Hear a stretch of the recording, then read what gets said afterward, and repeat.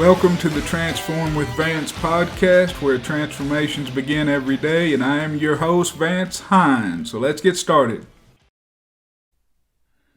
Those are the 5 heaviest words in the human language. You know that, don't you? Oh, tell me about it.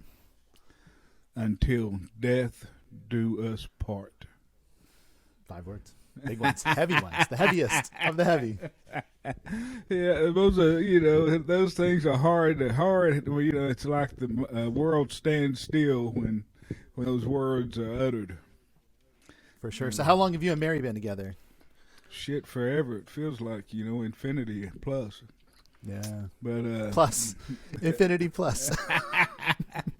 But it's been, let's see, we got married in June of 90, so it's been, 30? Outstanding. 32 years, I guess. She's put up with me through many a drunk and 475 pounds, so shit, I guess I'll keep her. Yeah. I think she'll keep you as well, my friend. So you just got married. Congratulations. Yeah, thank you. It was fun. It was in the middle of COVID, so it was September this year, and we decided we didn't want to really do a traditional wedding because we didn't want our family to have to travel or put themselves in any sort of danger. So we eloped. We went out to Colorado, just the two of us, and did our thing. And apparently, I don't know if you heard the rumor, but wedding rings give you COVID because we both got COVID on our trip. We tried to stay away from as many people as humanly possible. And we think we got it at the Denver airport. So we spent our first week together sick together. So well, sickness and health is a real thing, my friend. That's the way honeymoon should go, That gives you a real taste of the future. It was a taste, and hopefully we won't get that taste again, my friend. Well, congratulations. I'm happy for you and your wife, and I send you good wishes toward a happy marriage. So, thanks, buddy. And for everybody to know, Vance sent me a giant check. Wedding present, humongous. I didn't know that he was that rich, but god damn, did he send me a lot of money for our wedding. So what a nice gentleman he was. I think it was in the book money. I really think that all the money he made off the 90-day workout journal for men, I think he gave me a substantial piece of it for our wedding. So we are very appreciative. Well, I either started drinking again, or man, I really overdosed on my nightly meds that night. So one or the other. I don't remember sending that check, but I'm glad you appreciate the thoughtfulness of it. You're such a generous man. All right. Well, today this is Vance Hines, and I've got the undescribable Dr. Thomas Walent on my show today for the DDPY success story. Dr. Walent, how are you today? Oh, Vance, couldn't be happier, man. I'm really glad we got a chance. I'm actually I love doing the podcast and stuff. I'm glad we had a chance to chat because it's been a while since we got a chance to talk. And I first met you at Summit a couple years ago. That was the last summit that there was before everything got shut down. And it was just one of those awesome things to know someone as a personality that's online and then to kind of meet them face to face. And it was really cool to meet. So I'm glad we get a chance to kind of catch up and see how we've been doing since then. Well, that's good. Now raise your right hand. I swear to tell the truth, the whole truth, and I'm just teasing you like a deposition. I figured. Here, I'll put my hand on the Bible. Yeah. Put my hand on the Bible. Yeah, right hand. As a chiropractor, surely you've given your deposition before, so. So I'm actually an eye doctor. Yeah. I thought you were a chiropractor. You're an eye doctor. No. I am an optometric physician. Yeah, so I practice with that. Yeah. Really? So I'd be in a better position in life, I'm sure, if I was a chiropractor. But oh man, well hell, I got to ask you more about an optometric physician. I always misunderstood. So tell me, what does an optometric physician do? Oh, everything just kind of day to day. So if you go to the optometrist to go get your routine eye exam and go get your glasses, that's what I do. But I'm also a specialist in ocular disease, so I take things a little bit further. So I'm more on the medical end of things. So everything right up to surgery, I do pre-op and post-operative work with the ophthalmologists who do the surgeries. And I live in North Carolina. there's a lot of ocular disease down there. There's a lot of diabetes. There's a lot of hypertension. That all affects the eyes. So those are things that I'm doing on a daily basis. And that kind of fits into my passion for fitness and nutrition now too. It all kind of comes into play. I can do a lot with my patients with my level of training. So really enjoy it. It's a fun job. You know, it's one of those great things where no one really hates to go to the eye doctor, like a dentist or like going to the regular doctor. And we provide really, really high quality services. So it's been a good career so far. Well, good, man. Yeah. You know, I've told a lot of people that, you know, my eyes are one of two organs I really want to work on my body, you know. So, but tell me, is macular degeneration, is that genetic?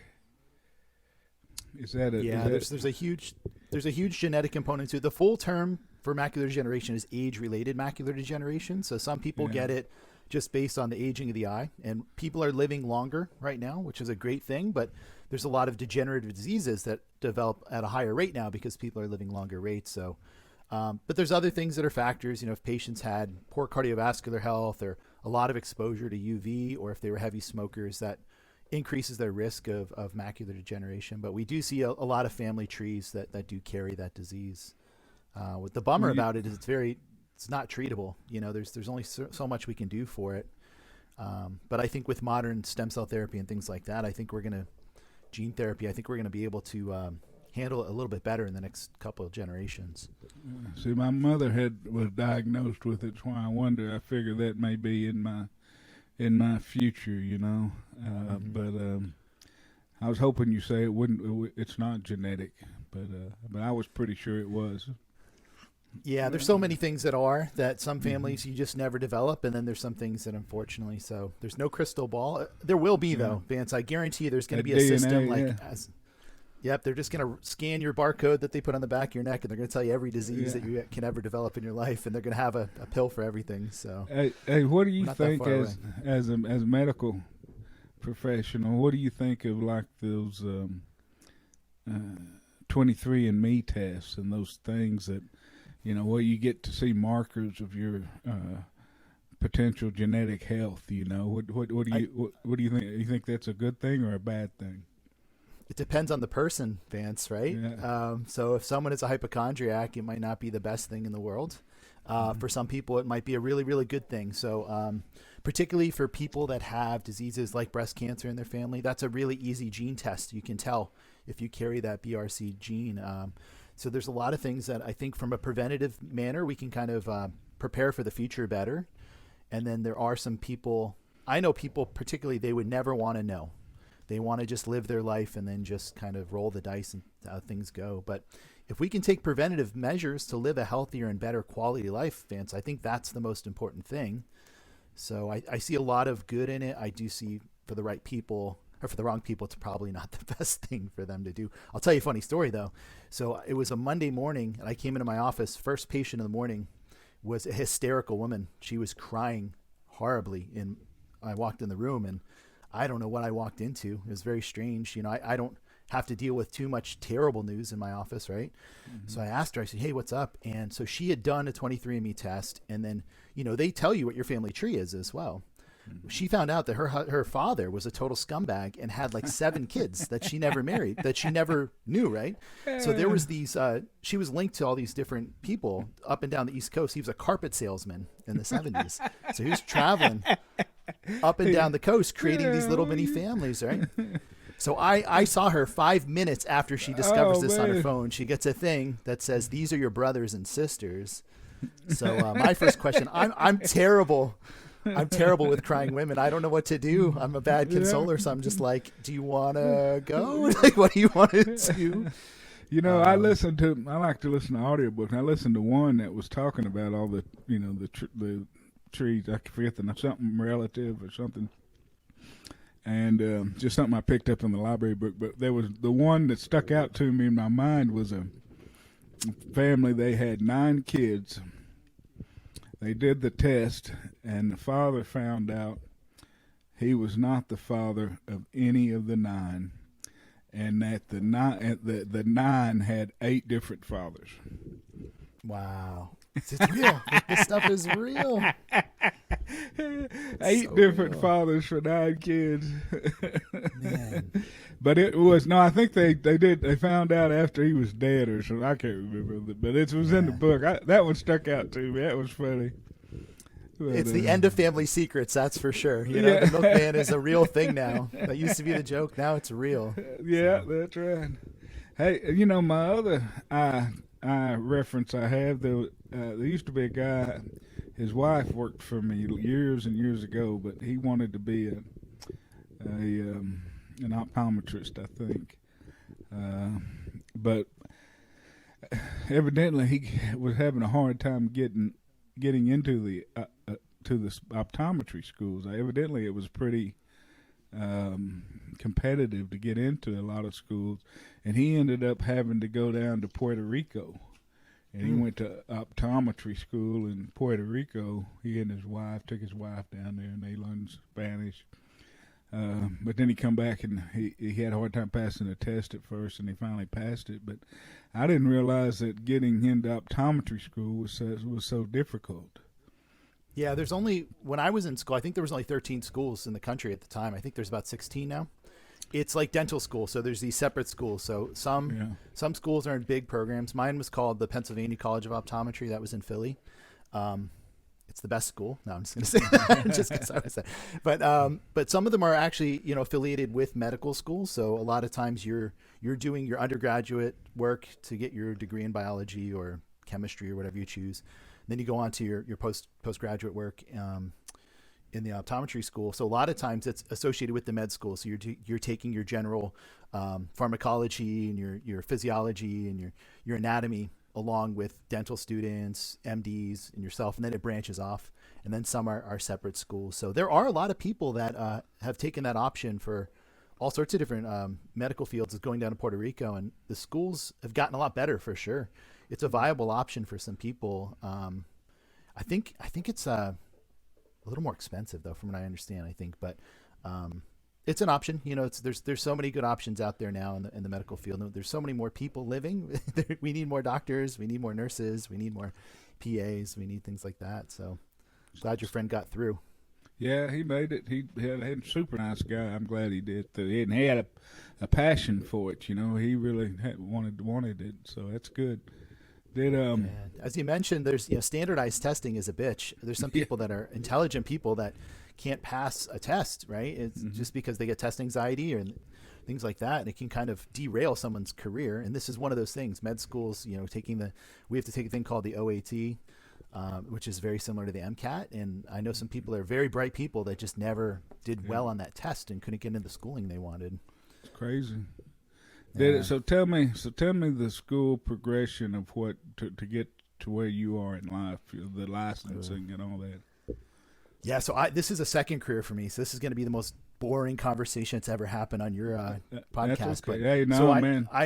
You evidently haven't listened to any of my podcasts before. So I have actually. I really enjoy it.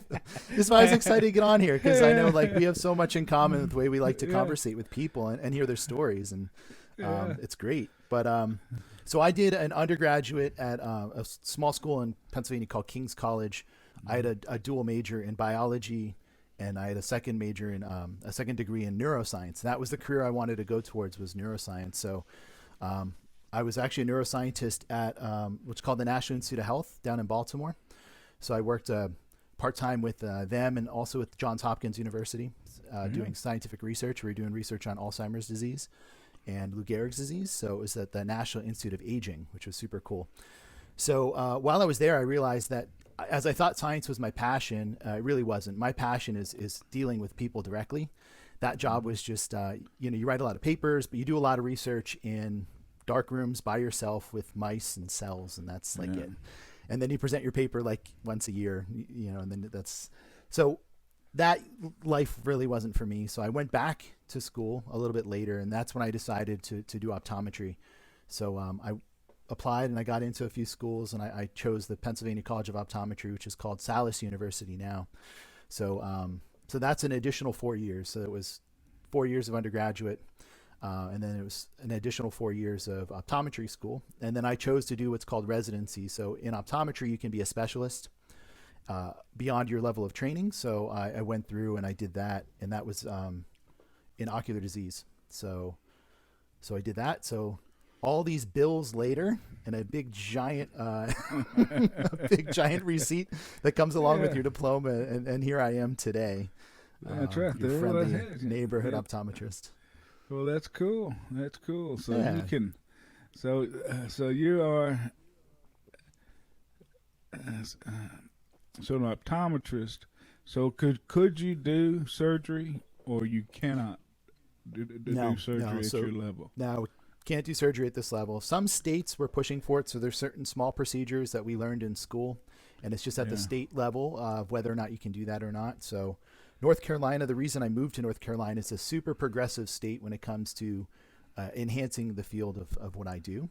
So I wanted to work where the best doctors work, so that's why I moved down here. And it helps with the beaches down here too. That's a nice thing. Yeah. But so that's why I came down here. So that's the passion, man, and it's helping people and just dealing with them every day. And I absolutely love what I do, and I have so many passions when it comes to improving people's health and well-being, and we'll talk about that, I'm sure, a lot.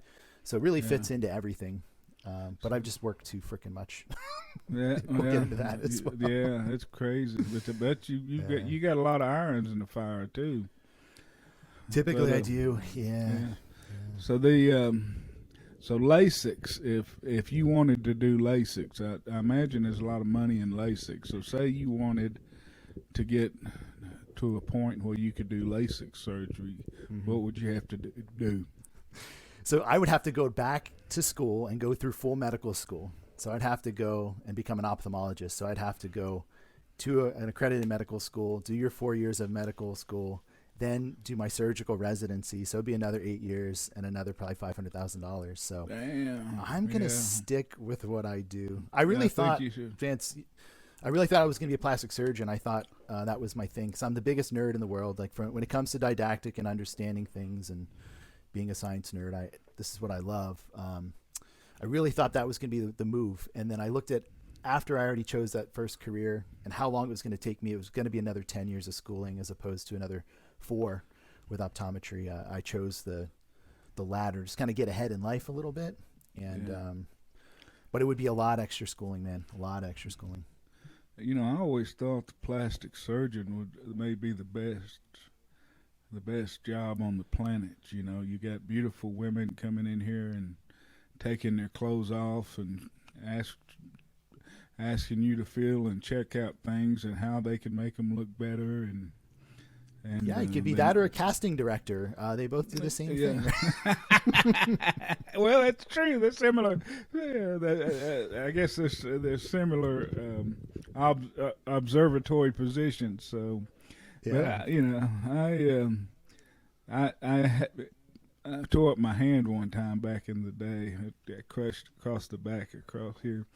But I had to go to a plastic surgeon for a while, and I can't remember a couple of other surgeries on the thumb. But anyway, he quit doing hands.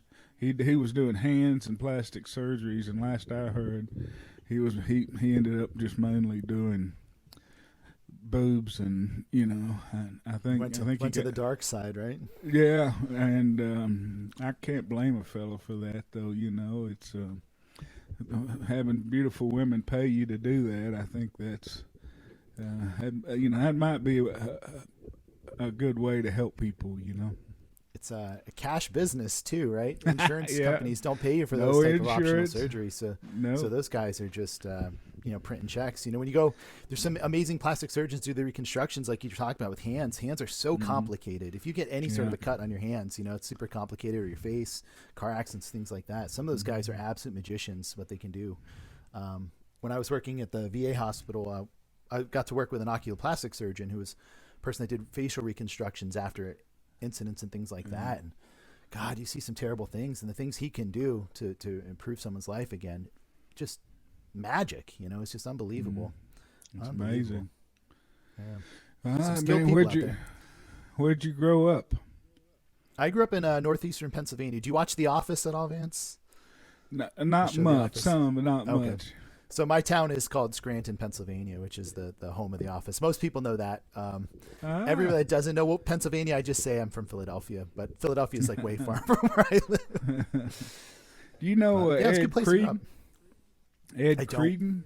And he's one of the older DDPY people. He's up there somewhere in Pennsylvania. Oh, really? I'm not sure. Yeah. Yeah, we're finding a couple more that are.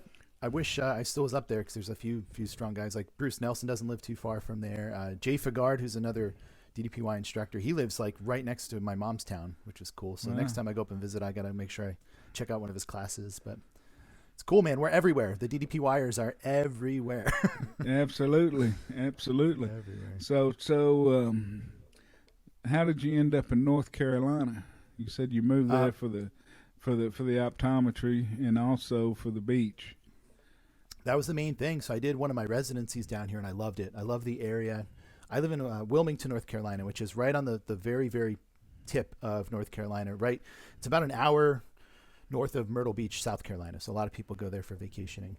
But I did a residency down here, and the people are great. The South is an awesome. I love the South. It's much slower than the Northeast, the hustle and bustle. It was just it was a good lifestyle change, and it was good to get away too. It was my first real. I knew I had to start a career somewhere, and I had to start a life somewhere. So I figured, I want to start somewhere where I actually make the choice. With all the education I've gone through and everything like that, there wasn't a lot of choices. It was just basically the same routine every day. It's just work your butt off. So it was cool to say, okay, this is where I think I'm going to start my life. And I think I made the right choice. I really like it here. Did you have any family there or any connection, or did you just pick the place and go for it? I picked a place, which is crazy. So one of the guys that I had a mutual connection through a doctor, and he contacted me and said that there was a position open. And I did the interview on the phone. I never saw the clinic. I got hired on the spot, and he's like, when can you get down here? I lived in a hotel for a month until I can kind of get settled up. So I was really, it could have gone really badly. But luckily I made it work, and I'm still at that same exact job now to this day. I'm still working in the same position. So my boss and I have a really great relationship. How far are you from the beach? Probably 3-minute walk. Yeah. I'm 2 blocks off the ocean here, so which is pretty cool. So do y'all have a barrier island, where you got like a bay system, or you just ride on the ocean? Yeah, so it is an island, right? So we have to go over a bridge to get in. There's only one way on, one way off. And then, the ocean's nice. So the town that I'm in is called Carolina Beach. So there's 3 beaches in Wilmington. So we're in Carolina Beach, which is cool. So it's nice. It's a chill place. It's just like everywhere else. It's developing like crazy. Everyone's coming down to live. But we got in where it was still affordable. I couldn't afford it now, honestly. There's no possible way. So luckily I got in early, and it's a nice quality of life. The opportunity to, with how busy I am, to just when I do have a free time, to just take a 5-minute walk and just go see the ocean. That means the world. I know you're a water guy too. Mm-hmm. It's so nice to just be anywhere near water. So. I agree. I feel better when I'm looking at water. Yeah. What does it feel like to go in 20-degree water? Well, it's funny. Have you done one of those cold plunges before? Have you done those? So here's the thing. I've been for the last couple months, and it was really ironic. I saw you started doing those dips. I started doing cold water therapy. I started doing the Wim Hof method, which is a breathing technique, and then cold exposure. So I really got into that, and literally just scrolling through my feed, and I always saw the Vance feeds, always saw the food, always saw the weigh-ins and stuff. And I saw you in the water, and I was like, shit, he's really taking it up a notch, because I'm just doing cold showers here. And, ooh, man, that was the real deal. No, you walk out there, it was 20, I did it, I think the coldest was about 25 degrees, I think, or something like that. But you walk out in that water, it's a lake, just Lake Waxahachie. I just walk out in it, wind is blowing. But, when you hit it, that you feel kind of like icicles, and your breath, it takes your breath away. I mean, it's like a moment of panic, like you're going through a stress test almost, It's just a moment of panic, and then it settles down, and then after about a minute or two, it's not that cold. You know, you're just sitting there and you think you can go forever, and then when you get out, you got kind of a high, and it's weird. It's you know, I went up to 10 minutes, and 10 minutes. Wow. Yeah, and it was in the 20s when I did it. I went to the what I did was I'd been going to Hot Works, so I went to the Hot Works, and I was weighing that day, so I didn't want to drink any water. I went to Hot Works, and I did the sauna for I don't know how long, 30 minutes or something. Then I drove from the sauna out to the lake, which is about a 10-minute drive. I got in, spent 10 minutes in the water, and then I come home and showered and weighed, and then showered and did my video. Came in here and started working, and it was like my whole body was cramping, across here. Oh, man. My whole and then my quadriceps and the insides of my thighs, and man, I went to eating everything and drinking everything I could find. I was doing those stuff I'd had from when I did the 100-mile bike ride and stuff. I was eating. I mean, and I couldn't get warm. No matter what I did, I couldn't get warm. And after that day, I said, to hell with them cold plunges. I think that's a young man's game. It's not for a 57-year-old, but I pushed it a little far that day. It might have been the extremes.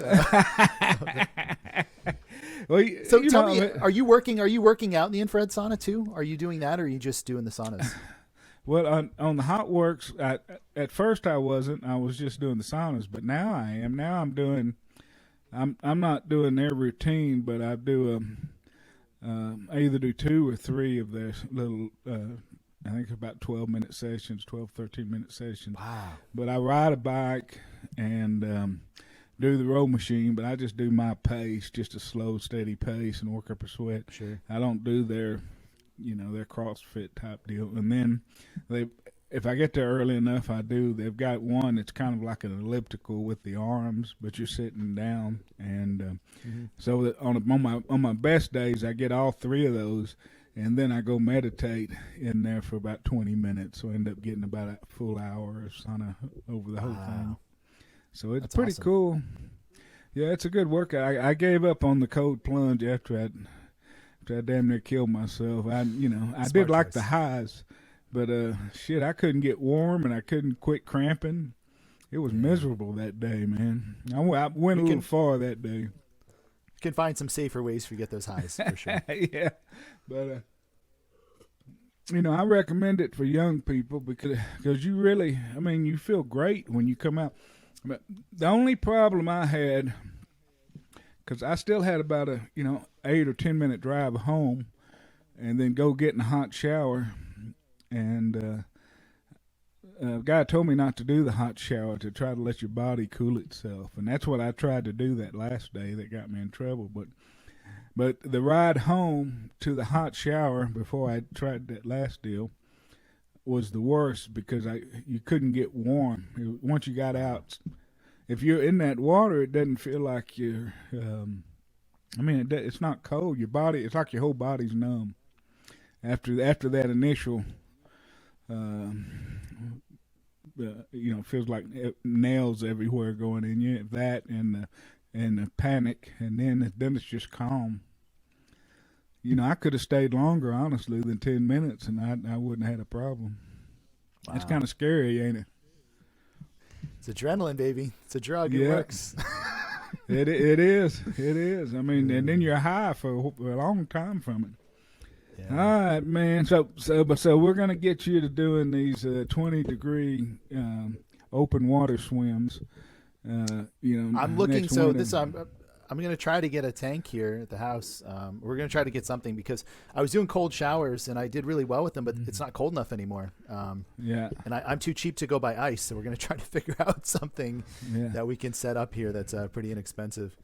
Well, that's how I got to the lake, because every option is expensive as shit. The cheapest, if you look on YouTube, is where you buy like a stand-up cooler and seal it and leave water in it. But still, you'd have to unplug it before you get in to keep from electrocuting, and then, the best ones are the ice. But if you're going to buy a cold plunge, you're looking at spending $5,000 to $10,000 for a damn cold plunge. Yep, and you're in there just for a few minutes every day. I couldn't justify it. So I don't know if you've been following Ryan Hofs at all, who's our DDPY resident Iceman right now, but no. God, he bought a little kid's like plunge pool and packed it in snow where he lived. So he had fresh snow in there every single day. It was awesome. So we were planning on doing that here, but then it just got so warm. I'd have to spend $10 on ice every single day to fill it up. So we'll stick with it. So we'll come up with something new. Have you ever done cryotherapy? Have you ever done the tank? No, I've never tried it. Have you? It's a cool one. It's pretty cool. I really enjoyed that. It's quick and it's freaking cold. I mean, it's like minus 200 degrees or something like that is what the exposure is, but you're only in there for less than a minute. We did it for our podcast. All four of us did it like separate places, and we put it up there, and it felt good. Just like you said, man, you get that high, but you don't get like as cold when you do an ice bath. Everything like it's really, really deep. This is more superficial. You get really, really cold on the surface, and then within a few minutes, you're kind of just back to normal. Yeah. But something to look into for inflammation if you ever needed that quick fix and you didn't want to jump in the ocean.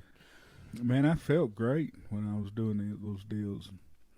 But so how many podcasts have you done? How many? I know you're on. Y'all aren't doing the one anymore, are you? No, it was a time thing. We really enjoy doing it, but we were doing it every week for a while, and then with our schedules, and we were doing every other week, and then it's just like, I just couldn't have the time. But it was a lot of fun. It's the same thing, it's getting people together from the community, hearing their stories, bullshitting, busting each other's balls. It was a lot of fun to do that. So we ended. Geez, I mean, it's been probably 6 months now since we've done one. I definitely miss the fun of it, but also Sunday's my only day off, Vance. So I work Monday through Saturday, and I work my job, and then I work some other. I'm also a consultant for a lot of things with fitness and nutrition, and so I'm always doing something, always busy. So that was the one day we were filming, so it was a little too much at the time, but we got some good stories out of it. We had you on, which was one of my favorite episodes, because we got to bust your balls too. We knew you were going to fit in perfectly. That's what the only thing I remember is that for sure was that you made a tramp stamp. You had somebody draw some hands on your low back there, almost to the anal crack. That looked like mimic my tattoo, which I thought I got a big kick out of. I love your tattoo too, and that's one of my favorite memories of Summit, right? And the fact that you made that commitment. And I had my wife do that beforehand, and she's like, "What is your life turning into?" I don't know. If I can make Vance laugh. If I can make Vance laugh for a couple minutes and we can have a good time with that, it was worth it in the end. So, but oh my God, I didn't tell any of the boys I did that. It was just one of those things we just kind of popped into the show. So, and the other thing, it was something about my grinder profile. I can't remember how we got to my grinder profile. Somehow, something Ryan said got me over to my grinder profile somehow. We had some pretty deep investigations into people's lives when you come on the Better Hit the Mat podcast, and you got to be sure all your closets are closed. You got to make sure. Well, hell, shit, there ain't nothing. I've been. I feel like I've been put up at the courthouse and had my britches pulled down for the world. I don't know if there's much more things they can figure out about me. You did put yourself on a grand stage, my friend, and it worked.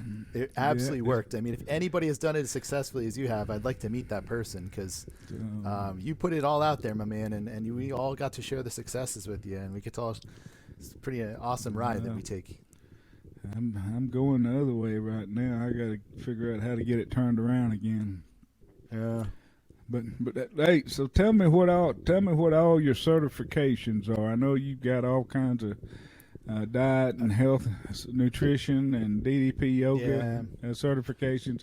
Tell us about all the different certifications you got. So I'm a level 2 DDPY instructor, so that was pretty cool. I got that in 2020, right before COVID hit right before the lockdown. So I established, I was running classes as a level 1 for about a year in a local gym. And that was a lot of fun. It was really cool. You've been to some live DDPY classes. There's nothing like being in a room full of other people doing it. The energy is just so much higher, and teaching in front of people, just helping people is way better than anything else we can do. So March 2020, basically everything kind of shut down. So during that time period, a bunch of us instructors hit the internet. We started teaching classes on Facebook Live and Zoom and places like that. And that kicked on for a couple years. It was a lot of fun to kind of do that. So I was, there's only, I think, a handful of level 2s in the DDPY community. I'm also a certified nutrition coach. So that's one of those things I really, really like, helping people dumb down. And this is something I know you'll appreciate, is that there's so much information out there, Vance. Everybody's got their way, and their way is the best way. I became a certified nutrition coach to make sure that I can kind of get people from A to B in the fastest way possible without any of the confusion, right? Because you can read 9 different books, and every single book's going to tell you a different way to do it. And realistically, it's not that hard, right? It's just, if I were to write the most boring, effective fitness book in the world, it'd be Eat Less, Move More, right? Winner. No one wants that. They want the 30-day fix. They want the 5-minute abs. They want all that shit. So I do that as a service for people. And that's been very, very rewarding. I've got a chance to work actually with a couple of the Positively Unstoppable Challenge winners, which was pretty cool. It was fun to have that underneath the belt, helping them kind of get to their best peak. And I really thought, getting to coaching, it was going to be, I was really into the macros and the calories and meal plans and stuff like that. And the more and more I did it, I realized it's mostly accountability. I meet with my clients every single week, and I noticed just that meeting itself, just to make sure people stay on track, is the most effective thing that I can ever do. We can set any sort of macros we want, any sort of calories. As long as you're in a deficit, you're going to lose weight. It's going to happen unless you have a medical condition. Helping people find the most effective way to get from point A to point B in their lifestyle is so much fun, and it's very rewarding for them, because it's just basically they have a plan. All they have to do is execute, and then meet at the end of the week and just tell me how they did.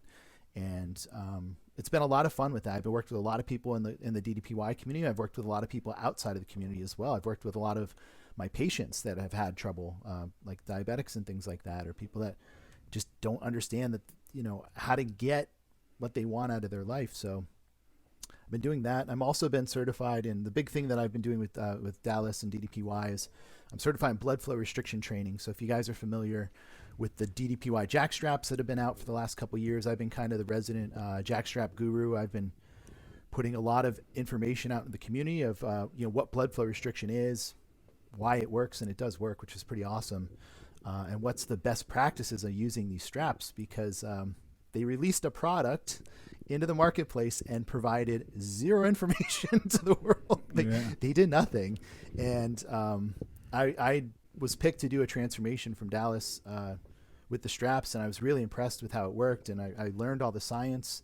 I got certified through the University of Tennessee in blood flow restriction training. So I just took it upon myself to say, there's some really cool stuff that people need to know about. And that's been something I've been helping with as well. I've been consulting with people and companies on blood flow restriction training, which is super, super cool. And I really do feel that could be the future of fitness. I think that more and more people are going to be adopting these type of strategies and understanding how it works and what it is and what it's not. And I think it's just going to be something that can really change a lot of people's lives, just like DDPY did. It's one of those things where nobody would say yes to yoga as a man, right? You wouldn't be like, yeah, I'll try yoga. And we see how many people in the community, it's more men than women, and they've had these tremendous successes, you included. Yeah. Well, I mean, that's you seem like, to me, I think you've touched on the 3 corners of a healthy life. Maybe if you threw meditation in there, then you'd have the 4 corners of the table. But you're talking nutrition, you're talking blood flow restriction, weight training type stuff, and then DDP yoga for the flexibility and the balance and everything else. I mean, it looks like you're kind of studying the whole body, and trying to learn what works best to me. Yeah, absolutely. And that's the fun thing as an instructor is everybody's different. So when you're an actual instructor and you're dealing with people, when you're watching the video, you only see what Dallas and Paige and everybody else on the screen is doing, and they have different abilities than a lot of other people. We all know this, right? Everybody's anatomy is different. Everyone is coming into DDPY with different injuries and different limitations. The real power of a coach is to be able to kind of sit down and say, okay, I know that this is what you're capable of, but let me show you that you can get to the same place just by little adaptations, right? So just little modifications, adaptations, and things like that. And that's been, I study so much anatomy. Like that's been one of the things I always did as a personal thing for myself, because I've always tried to be a little bit stronger and a little bit, more, bigger muscularly. So always studying anatomy and just trying to figure out how the body works. And that was one of the fun things as a coach, especially DDPY, is that it's just figuring out everybody's problems. We have some people that do this in a chair. We have some people that do this in beds. We have people that do this with one leg. We have people that do it with one arm. If they're watching the video and Dallas does something on the side and you don't have a leg, very, very difficult to figure out. So that's one of the fun things that as a coach that we can kind of put together. Going on your thing as well, we hit it right on the head, man. The most important thing is nutrition when it comes to everything, right? I think mindset is number 2. We can do as much yoga and workouts as we want. The mindset thing too, that's one of the things I work with people almost exclusively is mindset training too, is that believing that success is a real thing. Understanding and setting goals is probably the most important aspect of all of this, is because if you're, get in your car and you're trying to get to a destination and you don't have a GPS, you don't have a map, what are your chances of getting there? You're just going to start heading east and just eventually get there. I mean, having a game plan and having legitimate goals, and I know this is something that you always talk about, is goal setting is so, so important.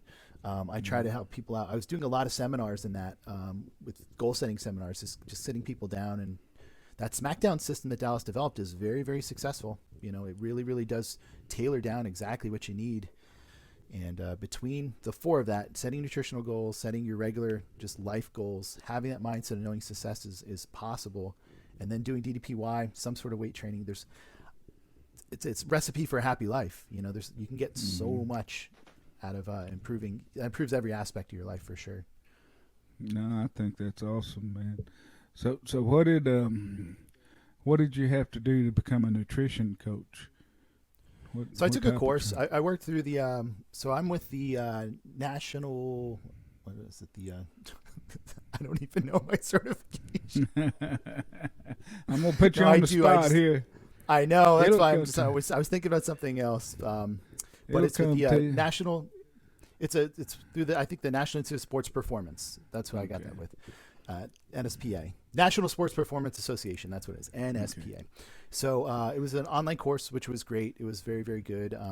So you just have to, learn as much as you can about the field. It's something that I've always kind of done for myself too, because I've always struggled, man.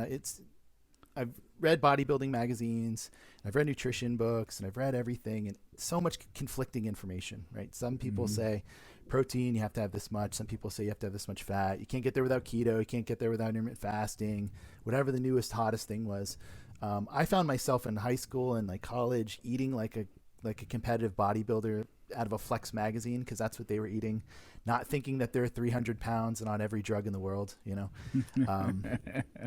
So I had to go about myself and kind of learn, again, just like you have to learn the anatomy, you have to learn how your body processes food, what really food is, what do you need, what you don't need.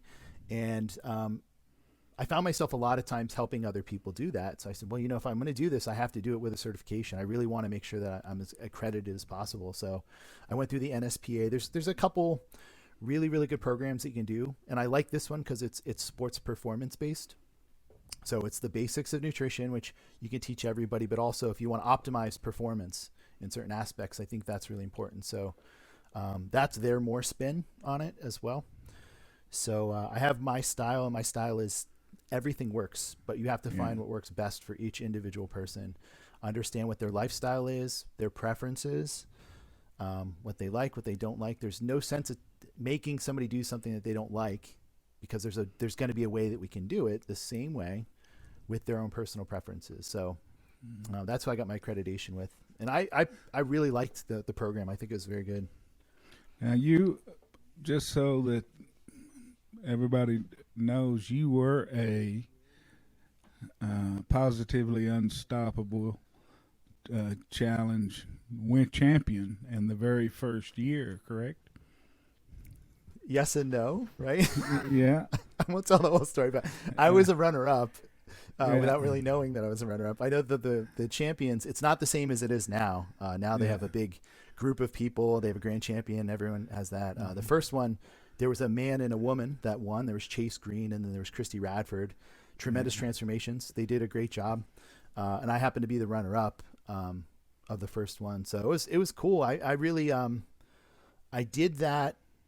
I tried to make as big of a visual change that's ever been seen in the DDPY community for someone that wasn't significantly overweight. Because we've seen a lot of cool changes in, you're Vance, you're the poster child of this, my man, as some tremendous weight loss challenge. We've seen you, we've seen Dobbins, we've seen Chase, we've seen these just tremendous changes. We haven't really seen anybody go from being, just overweight to being muscular, as kind of on stage for what they did. So I really, really did my best. I put 16 weeks of just every single bit of effort I could to make the most shocking visual change that you could. And pictures are out there. I did my best. When it came to the Positively Unstoppable Challenge, they need a story, and I didn't have the story. I didn't. Yeah. I changed my body and I changed my mind, and I was a DDPY instructor, and I did all the other things. But they typically like to have some sort of a great story along with it. I was missing that. So, but it kind of boosted me into the community, and it gave me a lot of exposure by helping other people, which was super cool. I encourage anybody to go back here and look at the pictures back when Dr. Walent did that change. I think he's been he's been a little bit humble when he's talking about his change, because he got, what was your body fat at the end of the competition? I read it at like 10%. It might have been a little bit lower. So if anybody knows anything about body transformations, I only looked like that for like 3 days. Like, I looked great, right? But for those, you peak, that's what people do for bodybuilding competitions or photo shoots or something like that. I had 16 weeks for that one peak day. And I knew that I booked a photo day, and I booked a time, and I said, I have to be at my absolute 100% peak at that moment. So that involves, shaving your body, tanning, putting oil on, all these crazy things, all this lighting and stuff. But I have these pictures the rest of my life. I'm so proud of the fact that I was able to. The biggest change that I made during that 16 weeks is I never in my life believed that I could ever do something like that, ever. I just thought I would always be kind of stuck where I was from a physicality standpoint. And it was the first time I really believed in making that change. And that was the biggest difference, was the belief that it could be done. And I somehow pulled it off, man. It wasn't easy. It wasn't fun. And I'm doing this right now with a lot of people in the community. I'm doing jack transformations. So we're doing transformations to see how much physicality we can get out of people and their physiques. And we have men and women making these really, really cool changes in their bodies. And these are going to be released hopefully within the next year, along with the next generation of whatever jack becomes. But it was fun. It was a good time. Yeah, I mean, you can't say that you ate like a bodybuilder anymore. You were a bodybuilder for those 16 weeks. Describe what you did during that period and worked up to that peak day. Every single thing, it was the same every single day. Like, it was just so routine. So it was 6 meals a day. Breakfast every single morning was the same breakfast. It was egg whites, it was oatmeal, and a little bit of fruit. Lunch was the same lunch of chicken and rice. Dinner was the same as chicken and rice, but it was all just based on just consistency. The workouts were pretty intense. I did DDPY every morning, and at that time I was training to be a level 1.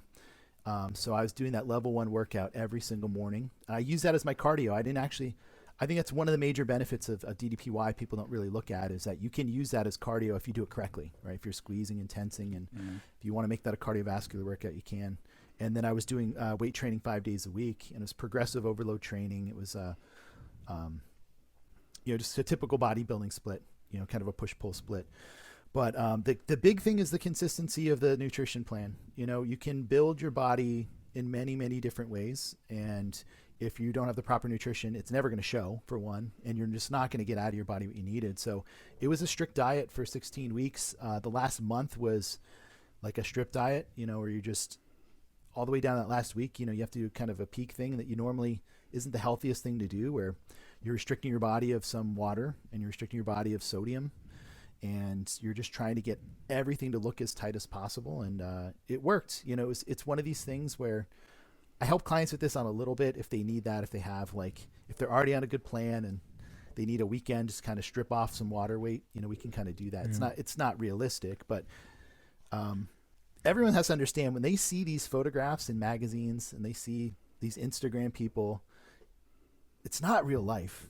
It's some of these people, they'll get in shape for that photo shoot. They take 1,000 pictures, and then for 2 years in a row, those are your Instagram pictures, right? Perfect lighting, perfect tan, Photoshop. Like, so many people Photoshop, it's disgusting. And I can see this shit all the time.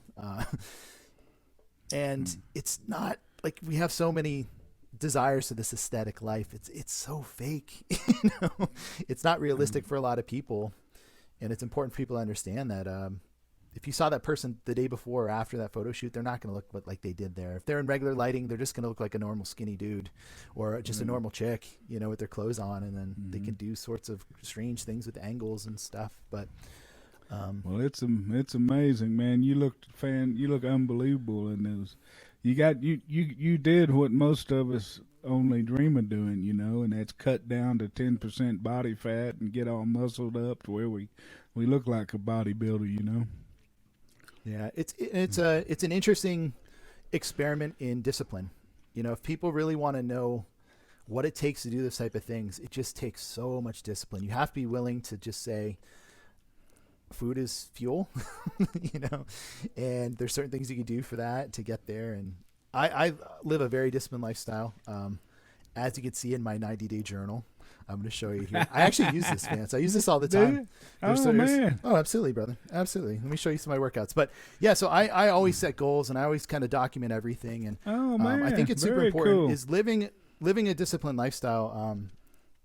Most people, that's the recipe for success, is having discipline. Is as long as you can continue to do the same thing over and over from day to day, that's where you kind of get the best results. It's boring, it's monotonous sometimes, but that's how you truly become from ordinary to extraordinary, and or as Vance likes to say, extraordinary, right? I know you love that word.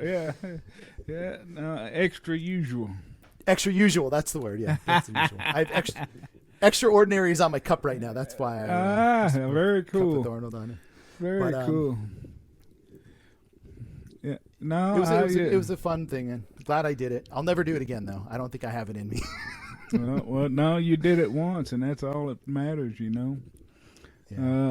You proved to yourself, like you said. I mean, it's a mindset. You proved to yourself that you could do it. It's like me riding that 100-mile bike race. I know I can do it, but I also know I will never do it again.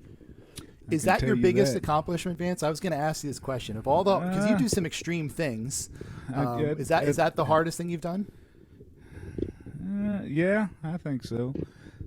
So. Swimming, I never really have a hard time swimming. Swimming, I've always been like a fish in the water, Yeah. But the biking or the walking, because of my knees, probably the hardest things I've done. But shit, I like swimming, man. The water's kind of my home. If I drowned, then I was really drunk. I can tell you. Mary poisoned you. That's what I'm gonna be calling the cops first. Mary poisoned him. Hell, I float as it is. Plus it's hard enough to get me under the water. But I swam 2.25 miles, 2.4. I swam that, and I did a Olympic. I think that's what it's called, triathlon. I think that's right. I did some sprints. I did a X50 aqua bike where I just did the swimming and biking portion of an X50. So I did some things, but the sitting on that damn bike, I was the last one to finish for 10 hours, and man, I sold my bike after that, and You I did? quit. Yes, and I tell you, my little brother. If anybody's if think of taking up bikes out there, bicycling, for any type of endurance, my little brother's the one who is the bike person. So he tells me everything that I know about biking. I've used his bike and everything, custom handmade bike and all this stuff. But I finished that damn 100-mile race, and for the next week, I am picking dried skin flakes off of my rear from the chafing on that damn seat. And so I call my little brother and I say, I think I now know the meaning of no skin off my ass. And my little brother said, "Oh, I forgot to tell you about the butt butter.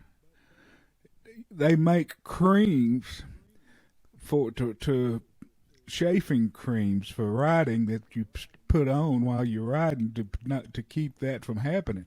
And I said, Wow. "Yes, you forgot to tell me about the fucking cream, the butt butter." So I bought me a big jug of butt butter, and then sold my bike. So if you ever need some butt butter, I got all the butt butter. You won't ever have to buy some more again. But I'm not. You heard it first, guys. Yeah, you heard but it I'm first. not If you going need to some put butt butter. Yeah, butt butter, and that's what it's called on Amazon, butt butter. But it's chafing cream, and my little brother told me everything else I needed to know, but he failed to tell me that. Either whether it was intentional or neglectful, I don't know. So outside of the butt chafing, so how long after that race did it take your body to kind of get back to where you felt like you were human again? It was crazy, because I was, this damn, it's called the Hotter Than Hell 100. It's in Wichita Falls, which is north of Dallas, in August, which the temperatures are almost always in the 100. And it's the biggest biking event in the Southwest. I mean, they just don't do the 100-mile. They've got all different mile races, and it's a days. It's like a 3 or 4 days events, and they've got vendor booths, and it's a big deal for the biking world. Like they do crit racing at night. I didn't know what a crit was, and then they do. They have off-road bike trails, and they have gravel trails, and then if you really want some abuse, they mix them all together. You can do, they call one of them the Quadzilla, and they all call the other one the Chupacabra. One of them you're doing like the 100-miler, you're doing the the 60-mile gravel, you're doing the off-road, and you're doing a marathon or something like that. They mix them all. If you're into endurance stuff, they can help relieve you of that desire to be endurance. But I only did the 100, and to answer your question, I was the last one to finish it. I mean, you had to get to this big blow-up Red Devil. They called it Hell's Gate, the 65-mile mark by 12:30. If you didn't get to Hell's Gate by 12:30, then they cut you off and make you go a shorter route. But if you get to the big Red Devil by 12:30, then you can go on out to the 100-mile trek. And then once you get out that way, so you've got to skip these rest areas as slow as I ride to get to the Red Devil in time. So I made it to the Red Devil, but from the Red Devil for the last 35 miles, I hit every stop. I ate everything at every stop. I took advantage of every convenience, every stop along the way, and I was always the last one to the stop and the last one. And so out of 13,000 people, I was the last one to cross the finish line. But anyway, I had I had eaten all this stuff, and when I weighed in, I weighed like, I don't know, 10 or 15 pounds heavier than I weighed before I started the race. And it was because of all the electrolytes and all the carbs. I mean, just everything I was stuffing in. I was doing all these sports and science, they call them gels. You squeeze in the gels, electrolytes, and I was doing stuff you put in your drink to drink, and there's all this stuff they sold me at the vendors. They said I had to have these pills, these sports pills for your muscles or something. I don't know. They sold me all kinds of shit before. I'd walk down to vendors and they just say, "Here, this is your first time you need this and this." You know, I was like a big red sucker on my forehead. You know, so I bought all this shit and I ate everything, but it took me a week. But it was almost like every day that the water weight just fell off of me, but it took me a week to get back to where I kind of felt like I was normal again, you know. That long answer for your story, but it was weird. I was expecting to have lost weight, but it was like my body blew up from all the liquid and the sodium and the electrolytes and everything I was doing, you know. We underestimate the word carbohydrate because every time you're eating carbohydrates, it holds on to water in your system. And that's the whole idea of those endurance races. They have to make sure, with people sweating so much, you have to put so much carbohydrate back in your system and so much. I mean, that's the only fuel you're running on. So it totally makes sense. I can't believe it's 15 pounds. That's crazy. It was something like that. If I went back and looked at it, it was something ungodly. I mean, something. It was high enough to really. People, you know, questioned if I didn't have a health problem or something, but then it immediately fell off, you know. Yeah, I'm sure the inflammation too didn't help anything either. Just the idea of just how much your body went through. But man, I'm telling you, I ain't gonna do that. They should have psychology tests, but they should have psychologists on site for those things. I did it once. Hey, but I tell you what, you know, when you're the last one to finish. I crossed that finish line, and a young girl came up and handed me a medal, and another young girl came up and handed me a bottle of water. Then a photographer took a picture in it, and then it was like I was standing on an island in the middle of nowhere. I didn't know where my damn truck was, you know. Right. All those thousands of people trying to get down there early in the morning and find a parking space. And I just, you know, and I had to find a restroom quick because of my intestines. And it was just miserable. And I didn't even know, you know, I'd been riding that bike 10 hours, and I didn't even know which way to ride to try to find my truck. It was a miserable experience, man. So, anyway, that's a story. That's another day. This is about your stories. What's your craziest endurance thing you've done? A 5K that I ran yesterday, Smitty's route. I've never really done things. It's so funny. I was training for this 5K like it was a fucking marathon. You know, I'm taking a month of. I'm not a runner. I've never done stuff like that, so I haven't really had the opportunity. It's a time thing with me. You know, it's just because I'm so busy. You know, I read the Goggins books and stuff like that, and hear all these crazy things and see what people do. I have an uncle who's in his his 60s, and he still does Ironman triathlons. And this man was not an athlete as a young man. He took it up as a later edge, and he's just got that mental edge where he can get his body to do these amazing things. So I got to go to an Ironman triathlon and see him finish, and that was one of the most impressive things I've ever witnessed. I've been to sporting events, I've done all these things. To see people of all likes, you know, all ages, males, females, young, old, heavy, skinny, all finishing this race. And at the end of the race, what I forgot about is, like you said, these people still have to grab their fucking bikes. I'm imagining them toppling over. If I did this race, I would want to be like put on a stretcher and left out of there. You still have to grab your bike. You still get all your wet clothes. Yeah.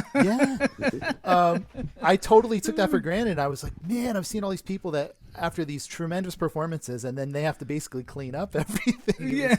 Really crazy to see. But see, that Ironman, see, I didn't know this. The Ironman, let me see if I can get my numbers right, but the Ironman, I think, is 140.6.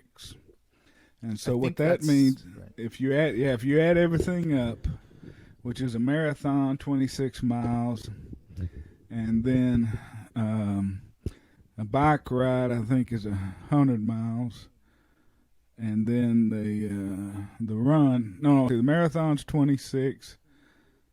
The bike ride's like 112. I can't remember. And then the swims. But if you add up the swim, the bike, and the marathon, it's 140.6 miles. And so the next one, when you see on the back of these cars, that oval number says 140.6 or 75.3. That means, so 140.6 is the full Ironman. At 75.6, that's a half Ironman. That means that all three events adds up to 75.6 miles. The X50 that I did is the next step under that. All three events add up to X50. But I didn't do the running. I just did the biking and the swimming. So mine would have been 50 minus the running. That's how far I did. Mine was like 25 miles. Let's see. No, I think it was I can't remember shit. 25 mile for a 40-mile bike ride and a 2-mile swim or 1 mile swim. I can't remember. But then, so the X50 is the next one under a half. And then under that's the Olympic. And the Olympic is, I only did one full Olympic, and it was a mile swim, a 25-mile bike ride, and I think a 6-mile run. I think that's right. I can't remember. But then under that you got the sprints, and then you got the super sprints, which is even smaller than that. So and you can do any distance combinations, or you can just do, say, an aqua bike or an aqua run or a run bike only, not the swim. So you could do any combination of any, if the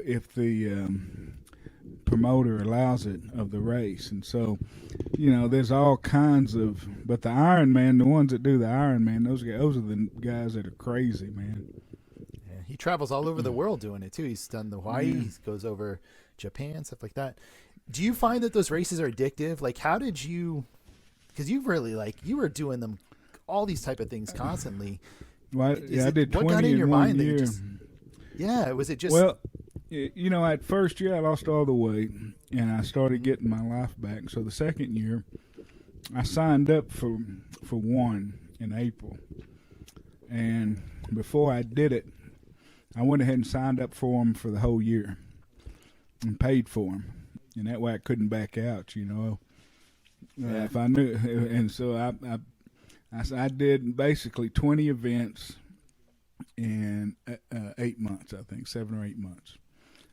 So it was. I was in great shape, but that 100-mile bike ride broke me, though. I didn't mind the shorter stuff, but I can swim anyway, but that 100-mile bike ride killed me, man. I don't know how them people do it. Willingly, all the time. Yeah. Oof. And they say 13,000 people show up for that hotter than hell 100. That's that's how many people they estimate. Wow. Crazy. It's a different world that I live in. All right, so now I want to talk about the blood flow restrictions. You're the DDP yoga expert on the Jacked Straps. Tell us about that. Yeah, so you have them, right? I've seen you work out with them before. Mm-hmm. Have you had pretty good results? Have you enjoyed working out with them on? Yeah, especially lifting weights. Yeah, I love it. Man, I love those things. So what's great about blood flow restriction is, and for people that are listening that don't know anything about blood flow restriction, it sounds crazy on paper, right? So what we're doing is you apply these cuffs at your upper arms or your upper legs, and you're applying a certain amount of tension around those cuffs to reduce the amount of blood going into an acting muscle. And it completely restricts the blood going back, the venous blood going back to your heart. So this is something that we use now in physical therapy all the time to help improve recovery in certain parts of the body. And it's been shown in research that we can actually build the same amount of muscular size, shape, and endurance as if you were using much, much heavier weights. So when using blood flow restriction, as Vance is doing when he lifts weights, you only have to use 20 to 30% of your 1 rep max. So if you think about a certain exercise, you think about the weight that you can lift just for 1 rep as heavy as you can, you're only using 10 to 20% of that while using blood flow restriction. And there's a lot of research showing that you're building just as much muscle size and strength. So this is a game changer for a lot of people because, people that do DDPY or people that are getting a little older or people that are starting to get banged up, we're getting similar results without beating up your tendons and your joints. That's what's really hard on the body about weightlifting. You think about the 3 big ones: bench press, squat, and deadlift. Tremendous exercises to build body strength, tremendous exercise to build muscular size. Very, very hard on our body. Bench press is very hard on your shoulders and elbows. Squat is really, really hard on your knees and back. And same with your deadlifts, right? So at a certain point in your life, you can continue to get stronger and stronger and stronger, but your body has to be able to maintain that. And this is one of those alternatives where you can use blood flow restriction on deload days or off days or every day, and you can still get similar results without having to put as much tension on your joints. And the other cool thing is that there's a lot of research showing now that it actually builds tendon strength as well, which is something that it's very difficult to do when we're lifting weights. You're with tension, you're building some tendon and ligament strength, but with this, we're taking a lot of that strain off of those and still building the same amount of tendon strength. So much opportunity. Dallas is a mad scientist. The fact that he just kind of figured out that DDPY works, he just made it up. He did power yoga and added in some different elements, and it worked really, really well for a lot of people. Incorporating this into DDPY, I think, is one of the smartest things he's ever done because DDPY has some great, great elements to it. Building overall body strength is very good, but you get to a certain point, you're just using your own body weight. This is something we can add in here as well, where you can build a little bit more size and muscle with doing the same amount of work, which is awesome. Super, super cool. So tell me you've done. I can't tell you how many people have told me that they go look at your videos to learn about the straps and how to use them and things. So I want to thank you for making those videos that are very helpful, and they've helped a tremendous amount of people. So thank you very much for doing that. And can you tell them a little bit about how they worked? And I know you explained a little bit of the science there, but what I'm talking about is the mechanics of the strap, because I think I broke my first pair because I didn't know how it worked and I over tightened them.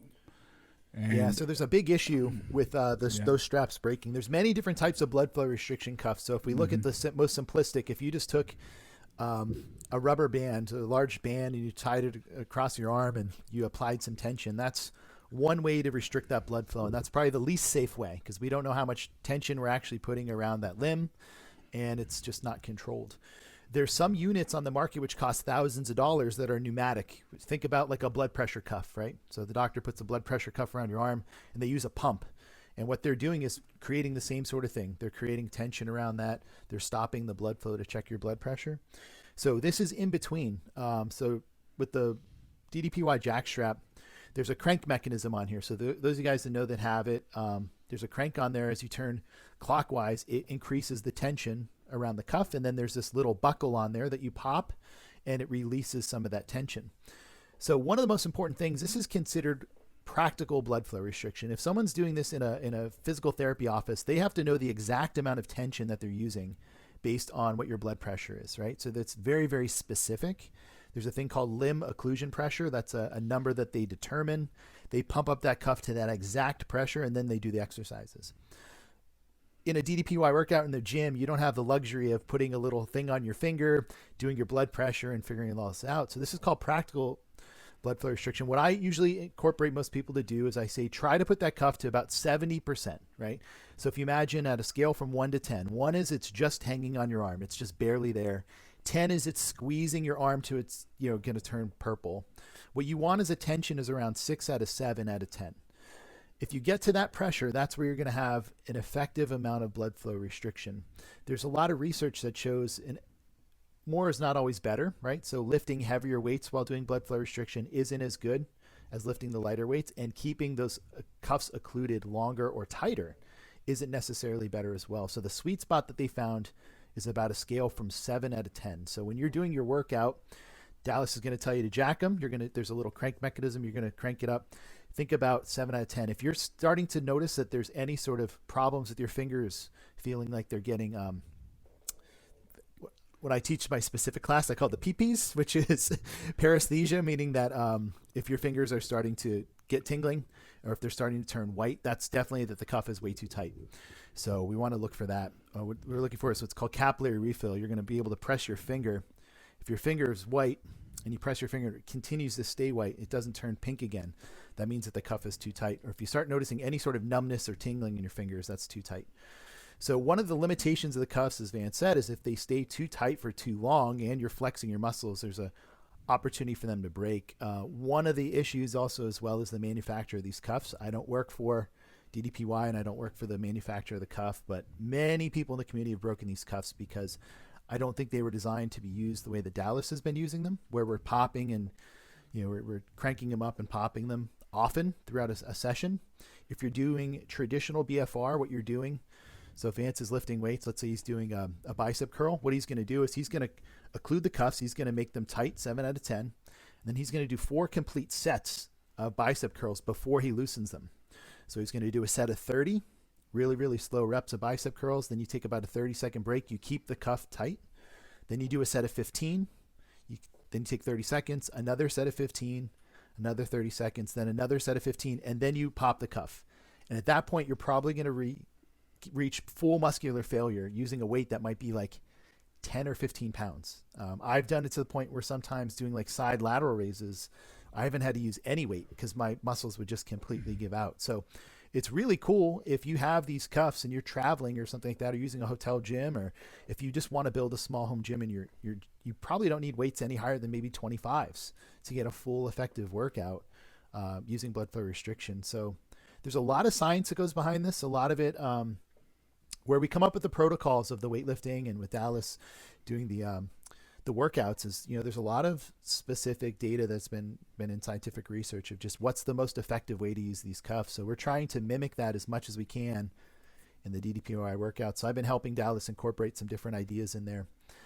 In his new workouts, you're going to see there's a lot of pushing and pulling. So instead of pushing in one direction and then just slowly letting go, we're going to be doing both. You're going to push out and then you're going to pull back. And that's how the old DDPY worked. But with the cuffs on, you're going to see a tremendous difference in the effectivity of those workouts. Heart rate's going to go through the roof. You're going to notice you're going to get a really, really good pump in the muscles. And that day after, you're going to feel a little bit sore, which is really cool.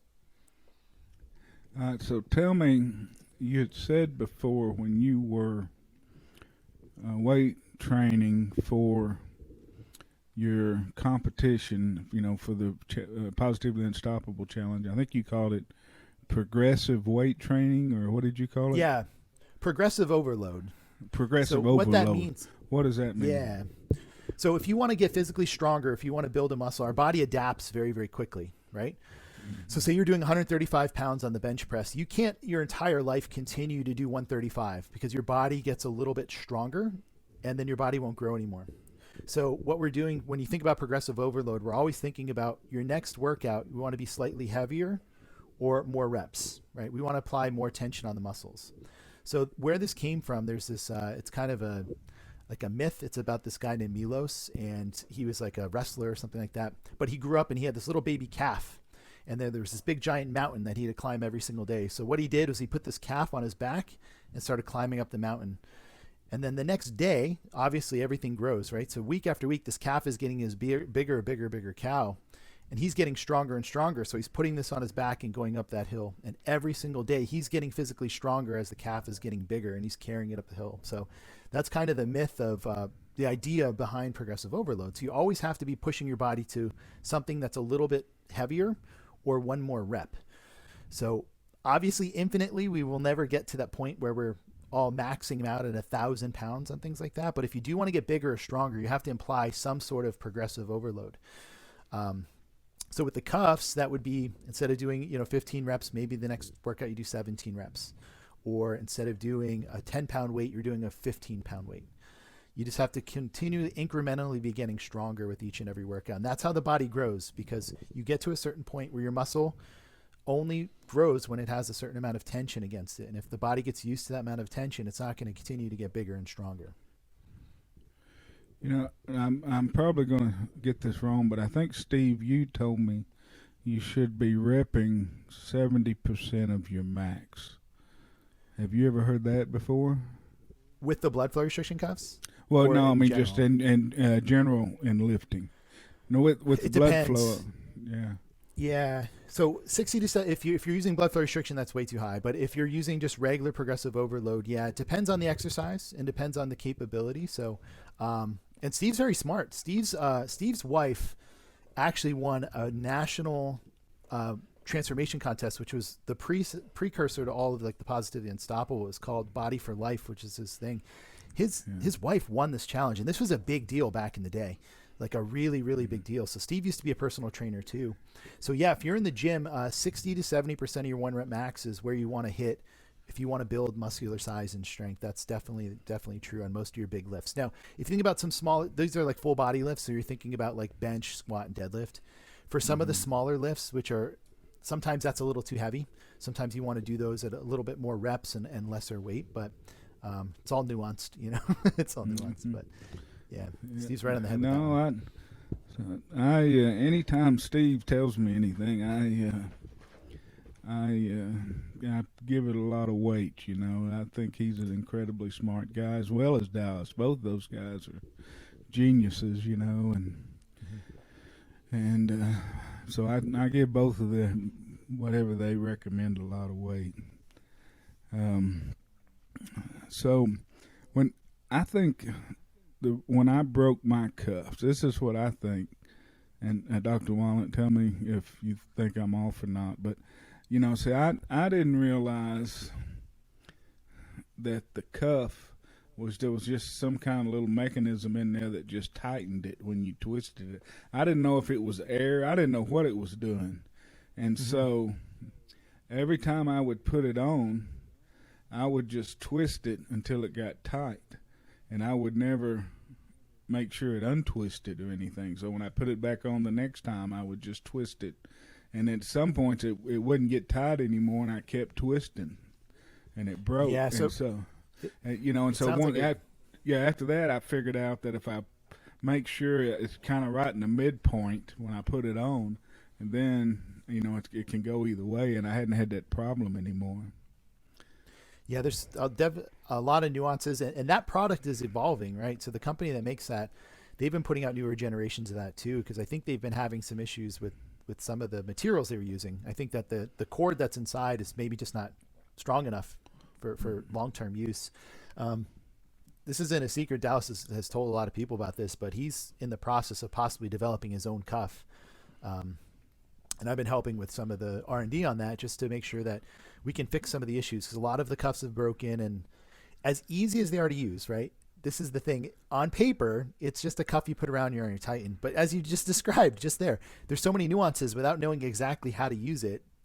A lot of people just aren't getting the effectivity out of the cuff, or it's breaking. So these are important things that we need to talk about. And that's why I did all these videos and if anybody's listening out there that has bought Jacked Straps and haven't seen them, they're on Facebook. If you just Google my name, if you just search my name on Facebook, you'll see all this series of videos cover everything about how to use these cuffs, how not to use them. And the most important one that everybody has to watch is who should not use blood flow restriction, because there's a pretty large population of people that it's not safe for.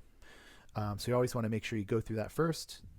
You do that with every exercise program too, is consult with a physician to make sure that it's okay. And then just using them properly. Anything that we do in the fitness and exercise space have to do properly. Anybody can do crazy things. If you're not doing it properly, you're going to get hurt. So.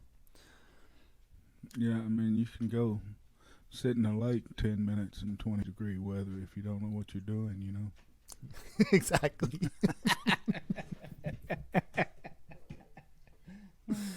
Oh, we love man. Love you guys. Well, so tell me how you got into the DDPY world. How did you get into this whole sphere of people? I have a pretty cool story that matches a lot of other people. So I was always into training. I was an athlete in high school. Didn't get to play in a college sports because I was really invested in schooling and I couldn't play at all. So I was always in the gym, but I never looked like I worked out in the gym. I never really felt like I worked out. I trained really hard. I ate what I thought was right. So at my local gym here, my buddy gave me the original YRG video, and he said, "Hey man, my back's been killing me. This is Diamond Dallas Page. I'm going to do this yoga workout." And the first word I heard was yoga. And before he even finished asking, I said, "There's no possible way I'm doing a yoga workout with you. Like, find somebody else. That's crazy." That was the dumbest decision I ever made. Like, I'm so, but everybody has that reaction when they hear the word yoga, right? So he finally convinced me to do it. And I believe it was like whatever the equivalent of energy is now with the new DDPY. I did that workout and it was really hard for me. And I thought I was in good shape. Obviously, I was in not good shape at all. And I woke up the next morning though, but what I noticed, my back, my hips, my knees didn't hurt at all. Everything felt good. And that's the first day in years that I woke up without having some minor back pain. Never had injuries or any problems like that. But I was like, wow, this might be something onto this. And so I started and I stuck with it. And I've literally done it, I think, almost every day since then. And that was back in 2017. So in 2018, I joined the DDPY Facebook group and got in the community. I posted some pictures of a transformation that I made of where I started and where I ended. And Dallas contacted me, gave me a phone call, and which he does to a lot of people, which is super exciting. And he said, "Hey man, I really appreciate your transformation. It looked amazing and we want to put you on the website." And so I was like, "Oh, that's great." So I was cloud nine, knowing Diamond Dallas Page called my phone. That was like the weirdest feeling. And which is like, he knows the power of that. You know, that changes people's lives. 2 minutes of his day. He's the busiest dude in the world. If you know anything about Dallas's lifestyle, the guy is so fucking busy. That's the fact amazing. that he still does that, he does that every day to people, right? People that deserve it. You know, he goes out of his way to let them know that they're doing a great job. So 2018 hits. He was at a Comic-Con about 2 hours away. I saw it just pop up and I was like, yo, he gave me 2 minutes of his time. I'm going to drive 2 hours. I'm going to go visit and say hi. And I'm going to thank him and let him see that, you know, my transformation and stuff. So I went there and he was so engaging. He remembered the phone call. He introduced me to everybody that was there and stuff like that. Made a really, really big deal about me being there. And I just literally thought I was going to go there and he was going to throw the belt on me. We're going to take a quick picture and then he's going to shuffle me out of there. But he is everything that people describe as. He's just super engaging. If you put the time and effort in, he's going to give you time. And so from then on, I was full force in. I started training for the L1 level 1 training to be a DDPY instructor. I won, you know, the runner-up to the Positively Unstoppable Challenge in 2019, and then got really heavily involved in the community doing 100-day DDPY challenges. So that's one of the things that to get more people involved. A lot of people don't feel like they can do a workout every single day for 5 days in a row. So we opened up a 100-day challenge where a whole group of us get together on Facebook and we encourage each other to work out for 100 straight days. And it doesn't have to be a really hard workout every day, but it's just the accountability of knowing that you're doing something every day. And I get so much feedback of all the things that I've done in the community. That's been the biggest impact for a lot of people, is that they never believed that they could do that. And through encouragement with other people and competition between people, and we've created teams and made all these fun parts of it. We've done, 6 or 7 of those in a row. And then, like I said, just recently after that, I got the L2, and then blood flow restriction thing happened. So that's been the biggest thing that I've done with the team at DDPY is really helping everybody get on page with BFR. So it's really cool. Vance is going to agree with me, I'm sure, about this. The coolest part of this is it's not a workout program. It's a lifestyle, right? It's changing so much about your mindset, your nutrition, your fitness. Everything's got to all come together. Alexa's interrupting us right now. But yeah, it's just been one of these amazing things where Alexis, play Grateful. Oh, she's on your headphones. I got headphones on, thank God. I was gonna go ahead. I'm sorry, I didn't mean to interrupt you, but I thought I could get to do something, man. Go ahead. Get something fun. I can honestly say that this program has changed every aspect of my life. Like literally from the inner core of who I am, from my self-confidence to every other aspect of how I interact with people. And the community is an awesome tool. There's some really amazing people in this community. This is why I love that you do these interviews with people, is because some people are on the fringes. There's people in the community that are very well known that you see every single day.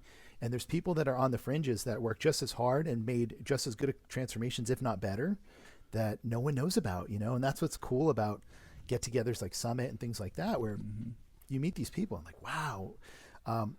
Vance, when I met you in person, like that was the first time I'd gotten in the group of this, like people like this. You were the first person that, I think it was, day one, I was busting your balls about you buying me something. We were waiting in line together, and I was making you try to buy me something, just fucking around with you. But it was so cool because you were just everything, like, to see somebody that's real, that's made those changes, is totally different than seeing that picture on Facebook. And getting to know that person's personality and know that, holy shit, man, this person had really done that.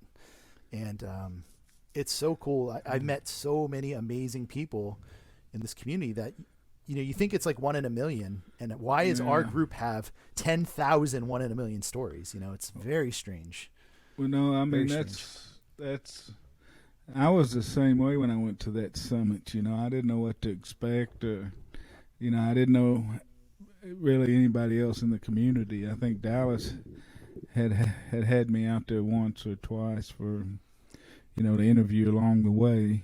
But that was really my first time in to meet everybody, and everybody there, down to the last man and woman, had a better story than mine. I mean, it was just amazing. I mean, you couldn't, every time you talk to somebody, then they'd tell you their story, and then you'd go talk to someone else and they'd tell you their story, and it was just it was a life-altering, life-changing event. It was crazy. Sure was. And it's pretty neat.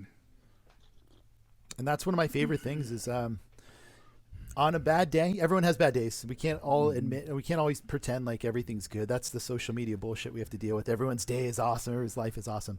You have days that are down. I see sometimes I'll see a post that resonates with me in the group, of just someone that has a completely different life than I do. And I see their struggle, or I see their triumph, which I think is more important to me. I love celebrating other people's triumphs. You see these amazing stories, and you're just like, shit, man, today's not a bad day. It's a great day. That person is having the day of their life right now. Well, so it's a pretty powerful tool. It's power in numbers, man. Power in numbers. I've heard Dallas tell me, or tell other people, you'd say, you're feeling down, and talk to Dallas, and he'd ask you, well, have you been diagnosed with cancer? And no. Well, what the hell are you bitching about? Get back on the mat, Yep. It's just, it's all perspective and relative, to where you are in life. And I've told some people on here, I really think it's Dallas's, that's his superpower, is that nobody can tell that man no. I mean, he's a force of nature, whatever he's put himself into. It's crazy. He's created this cult of all of us lunatics. Yeah. It's so true, though. When you get a tattoo, that means you're officially integrated into the cult. Oh, 100%. You were the first person right there. Drink that Kool-Aid.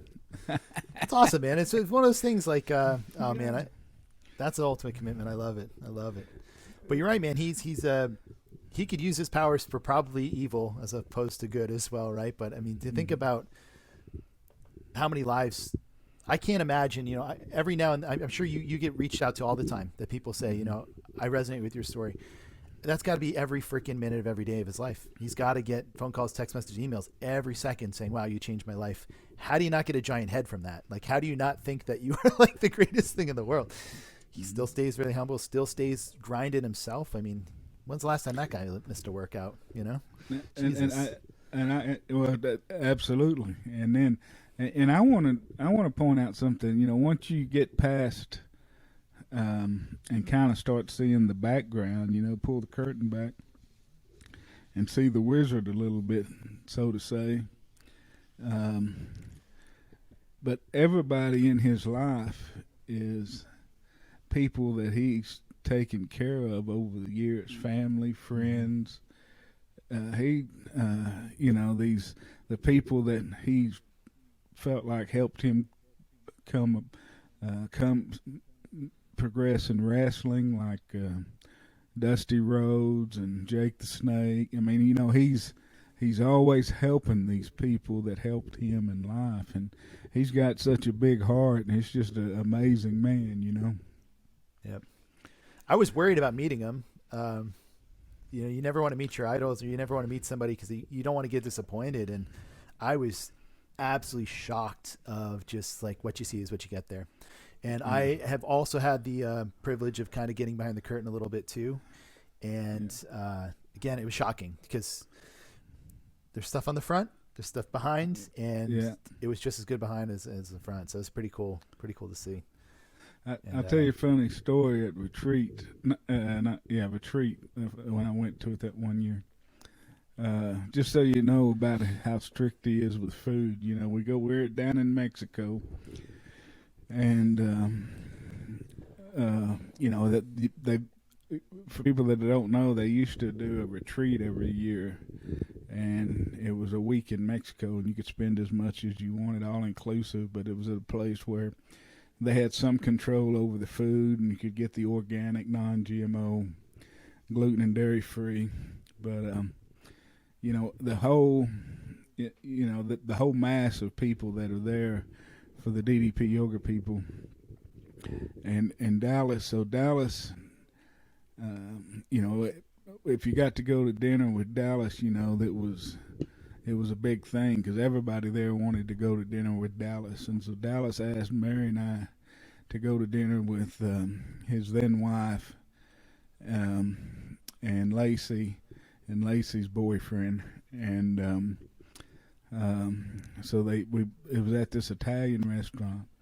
So a really nice Italian kind of steak place, kind of really nice. We sat down, and as soon as we sat down, Dallas said, "I forgot my pasta," and getting from one end of the damn resort to the damn restaurant, it took 20 minutes by one of those little carts to get you there. And Dallas said, "I'm going to get my pasta." So he leaves. He leaves and he goes back to the room, leaves us sitting there, and gets his pasta that he packed and took to Mexico. And so we're sitting there 20 minutes. He comes back and sits down, and then when he orders, he says, "Okay." I said, "I want this dish." He said, "I want this pasta, but I want the chefs to make it out of this pasta right here." And the waiter said, "Well, sir, we've got our own pasta that we use." He goes, "I know your pasta sucks. I want the cook to make it out of this pasta right here." And he goes, "Okay." Wow. That's how bitch is serious about his food now. I'm going to do that at McDonald's tomorrow. I'm going to go stop by the drive-thru with a hamburger patty and be like, "Here, can you throw this on your grill?" Yeah, that's right. That's what I want my hamburger patty made out of. I mean, not just in America, but he carries it to Mexico for the taking that shit through customs. Yeah. Yes. Oh my god. Hey, God, funny. Oh man, that's a lifestyle. That's so funny. Yeah. So one of the questions I ask everybody is, how has social media affected your journey? Because it's been such a big part of mine, if any. Yeah. This is such a tough question. If I could, I would prefer to not be on any social media at all. I don't see a lot of, in my personal life, I don't use it as much as I should. I see that there's so much good for social media, but then if you're looking for the bad, it's there too. So I'm kind of indifferent on it. I really got into social media mostly because of, I got on Facebook because I was doing a personal development course, which was, it's called the School of Greatness. So I love personal development. I'm always trying to become the best version of myself. I got onto Facebook because they had a Facebook group and you had to be part of that. And then because I was on there, that's how I found the DDPY Facebook group as well. So that's helped out a lot. And then I used that for my business with promoting personal training and we were doing online coaching. Outside of that, I'm not on Instagram. I'm not on Twitter. I'm not on any of the other ones. I'm only on Facebook. So for me, if I could be completely off Facebook, I think I'd be better with that. If I could be away from this type of phone and just have a flip phone, I'm that guy. Like, I prefer not to be staring at my phone all the time. And I did get to a point, man, where I was getting that jonesing, which was weird, where I was realizing like I didn't see Facebook for 8 minutes or whatever that feeling is you get in your brain. You scroll through. It's a shocking feeling to know how much that social media can control your brain. It can control your life. So if I do use it, I want to use it for the good. But unfortunately, the only negative aspect that I ever get in my life is in fucking Facebook. The only negative thoughts that I ever get, the only negative stuff I ever see or hear, because I don't watch TV, we don't watch the news, we don't do any of that shit, and it's from there. So it's half and half, man. It's tough. I wish I could use it more for good. I'm just too fucking busy. Yeah, no, I understand. So you don't watch TV at all? Not really. Heather and I have like Hulu and Facebook and stuff, but we don't really watch too much. She really likes some movies and stuff, so I'll sit down and try to watch with her. And if I had my choice, I'm more of like a podcast and reading type of guy. But I've watched more TV since we've gotten together than I ever have, just because it's just there's some TV shows I'll watch that's great, you know, it's fun to watch, but I don't have the attention span or the time for a 2-hour movie. You know, I always have something going on. It's got to be kind of quick. So I love podcasts in the car. I love learning too. Like, I love there's opportunities where if you're not doing anything, you can kind of learn about something you don't know or improve a skill. So I'm just one of those dorks. So no, I do. I love audio books, you know, listening to audio books. That's what when I'm working here at home, I usually have an audio book running in the background, you know. Yeah. Maybe I'll get something from osmosis from it or something. Yeah, I just remember little snippets here. Yeah, snippets here, like that woman who husband was not the father of any of the 9 kids. I remember that, but I don't remember the name of the book. Yeah. But anyway, so tell me about Heather. Tell me about the woman that finally made Dr. Tom Wallen an honest man. She is the love of my life. So I'm super lucky. I met her here in Wilmington. We've been together for a few years now. So she's awesome. She's the most supportive person. It takes a special person to be able to kind of deal with how busy I am. And I know that it's hard. And I've worked so hard of improving that, of trying to get more time for us. But she's awesome. So people that have met her just knows she's just super funny and super easy going. She's a jewelry maker. So she has 2 online businesses. She has her own designs that she sells, and she also has a jewelry supply store. So she stays pretty busy. She works out of the house, which is really, really helpful because then when I'm at the house, she's always here. And we're pretty independent with our lives, but it just gels perfectly together. And, you know, you always look back at your life and think there was that one before that or the one before that you thought was like the one you're going to marry, the one like she is definitely without question the one I should be married to. She's just perfectly compatible to the things that I like to do. She works out as well. She's really into fitness, and she's been very supportive at DDPY. She does the workouts with me a lot. When I was training, she was always coming to my classes and things like that. But yeah, she's just awesome. And those of you guys that know her, we have the same exact sense of humor, which is we just don't take life very seriously. And she really, truly loves life. She loves family. So very, very compatible woman. I couldn't say enough nice things. Well, I'm glad she's got a sense of humor, because hopefully I won't offend her with this next comment. Yes. I hope her jewelry making is a better reflection of her tattoo drawing skills.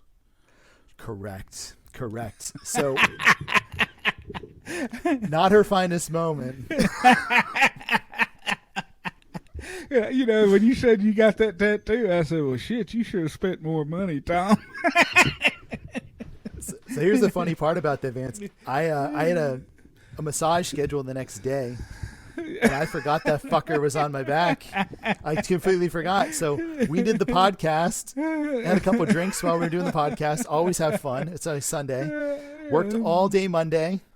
I get to the massage place right after my work, because I used to try to go once a month, and I forgot it was on there, and I couldn't imagine. It looked like 2 little stupid baby hands on my, like right where my tramp stamp area would be. So this poor masseuse had to stare at that for. Was it a he or a she? It was a she. It was a she. It was a she. Never She brought never it up. said anything. That's Never right. said a word. So I don't know Okay. how she put up with that, right? Because I know if I saw that shit, I would say, we're going to stop right now. I'm hitting the clock, and you have to tell me why you have two little hands on your tramp stamp area with a magic marker. Yeah, surely you should have. You could have found a better tattoo artist than that.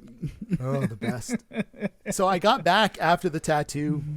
We ate dinner. I took my shirt off. I was getting ready for bed. She's like, "That thing is still on your back, and you just got tattooed." And I didn't even consider it. And I was like, "Oh, I gotta leave. I gotta call that lady and leave her a bigger tip." That's funny. That's funny. Oh man. No, it was a good joke. I enjoyed it. So what does Heather do? What does you said she does jewelry making and she's got her own business. Yeah, she seems busy with that. One of the other things she does. This is pretty cool. Wilmington is we have a lot of major motion pictures and TVs that get shot here. Yeah. She works background on a lot of these TV shows. So Really? she's she loves it. She loves getting out of the house. She loves meeting all these great people in the community. But That's she's cool. pretty well known in it. So she's got like an agency she works with. So that gets her out and kind of involved. But she has a couple big scenes in I don't know if you ever saw that movie Evan Almighty with Steve Carell. Yeah, She's got a scene yeah. that she's like very, very seen there. She's been in a couple TV shows. Just recently she's been in a couple movies and TV shows. So they're Very filming cool. a lot here. This is really cool about Wilmington is that there's a lot of movies and TV shows that come out of here. So that's one of her fun things that she does. And yeah, like I said, just compatible. She loves the beach as well. So that's why we have that perfect kind of coastal lifestyle here. Was it love at first sight? It was, man. It was one of those things where I was on a tear at the time. I was a single guy. I was dating everything that moved at the time. I was just constantly going on dates, and I was really feeling good about myself. Like I hit that stride in being a single guy where I just felt really confident in me. And she hit in like right in the middle of that. And after that first date, I canceled all the rest of the dates that I was had for the rest of the week. I was like, okay, we're going with this. Very and, nice. Very nice. Yeah, she's awesome. Well, congratulations, man. Thanks, my dude. Thank you. What does the future hold for our Dr. Thomas Walent? I'm trying to slow down a little bit, so I'm trying to try not to be as busy as I am. So I'm trying to make sure that I can be the best husband that I can be, the best friend that I can be to my friends. I'm trying to be the best doctor. I'm just trying to live a better life of balance, because I do know that I've lived so many years where things have just not been balanced. And for several of those years, I never even considered putting myself first. I always had some sort of, it's a big mental barrier a lot of people have. They feel like if they're doing anything for themselves, that it's selfish, right? So once I got past that point where I realized, okay, I can take care of myself, but I can also take care of other aspects of my life. It's still super unbalanced. So the big thing we're going to try to do is Heather and I, we really want to start building our life together. We want to start doing some traveling and spending some more time together. I'm going to try to get less days in the office as well, because I do work 6 days a week. So we're trying to get a more balanced schedule with life. And I'm trying to, constantly always be the best version of myself. That's always my biggest thing, is trying to be the next day a little smarter, a little stronger, a little bit more emotionally balanced, a little bit better of a person to give to the rest of the world. I feel like if you're improving yourself, you're giving the world a better gift, that you can use your skills and you can use your attributes to make the world a better place. So always trying to work on that. And maybe find some relaxation time, like kind of figure out like what this leisure thing is that everybody loves so much. I live at the beach. I never get a chance to go. So that's the big thing for the future is continue to improve, but also get some more balance and continue to help as many people as I can. Well, that's cool. That's cool. Yeah. I want to ask you about a couple of professional opinions. One of them is, what's that damn puff that you do in the eye when you're checking the eye? So that checks the pressure of the eye. So when we're checking, it's called intraocular pressure. That's a test that we're looking for glaucoma. So some people that have high intraocular pressures are more likely to have a condition called glaucoma. So my office doesn't use the puff. We have a little bit of a better technology in that, but it's the scariest fucking thing that we have ever. Like that's the thing that people don't go back to doctor's offices for, is they get a puff of air in their eyes. And you usually got to pay extra for it too. You usually got to pay extra. Exactly, right? But it tests pressure, huh?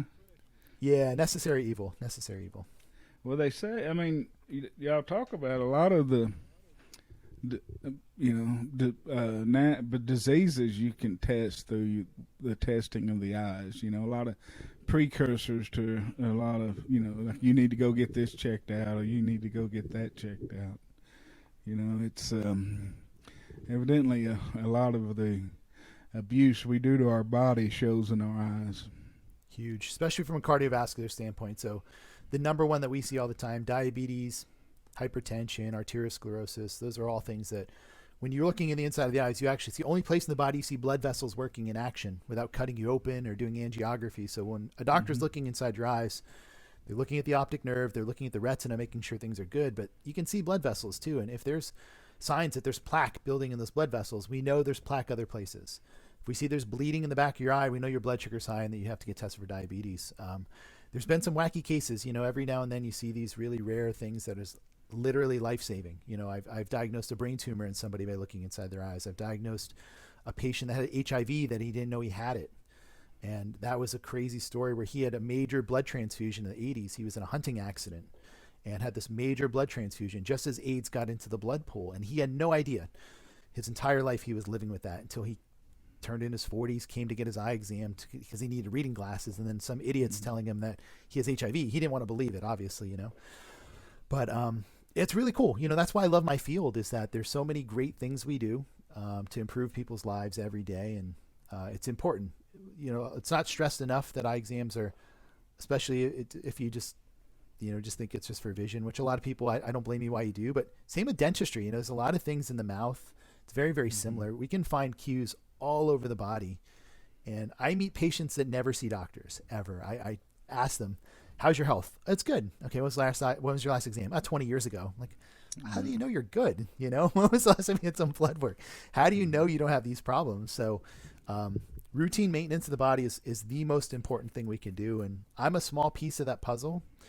And I try to incorporate all the other skills I have in life with that aspect. If someone's having a problem, I can talk to them about the other aspects, or other doctors who aren't as, well-rounded in nutrition and fitness and how the body works.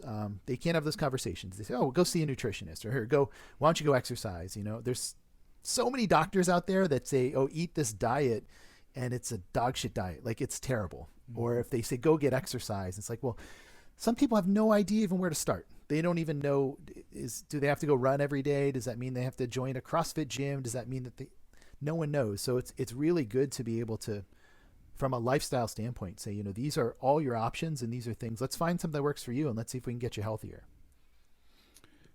There's, why is it sometimes when I eat sugar, my eyes get blurry? It affects my eyesight. It does, right? So hyperglycemia, there's a lens inside your eye, right behind your pupil. That lens absorbs sugar, right? And when it absorbs sugar, it gets fatter. So if a patient's starting to get diabetic, the first thing they're going to do is they're going to come to their eye and say, doc, I can't see anymore. We have these patients that had a certain prescription for years, and then all of a sudden they take their glasses off and see better without prescription. They're like, did God just touch my eyes, right? They come in and it turns out I can tell immediately that it's typically reactions with hyperglycemia. So some people can handle body sugar really, really well. And some people can't, right? So that's why diabetes is important. And that's why we have to make sure that everybody's pancreas can pump out enough insulin to kind of handle the body sugar.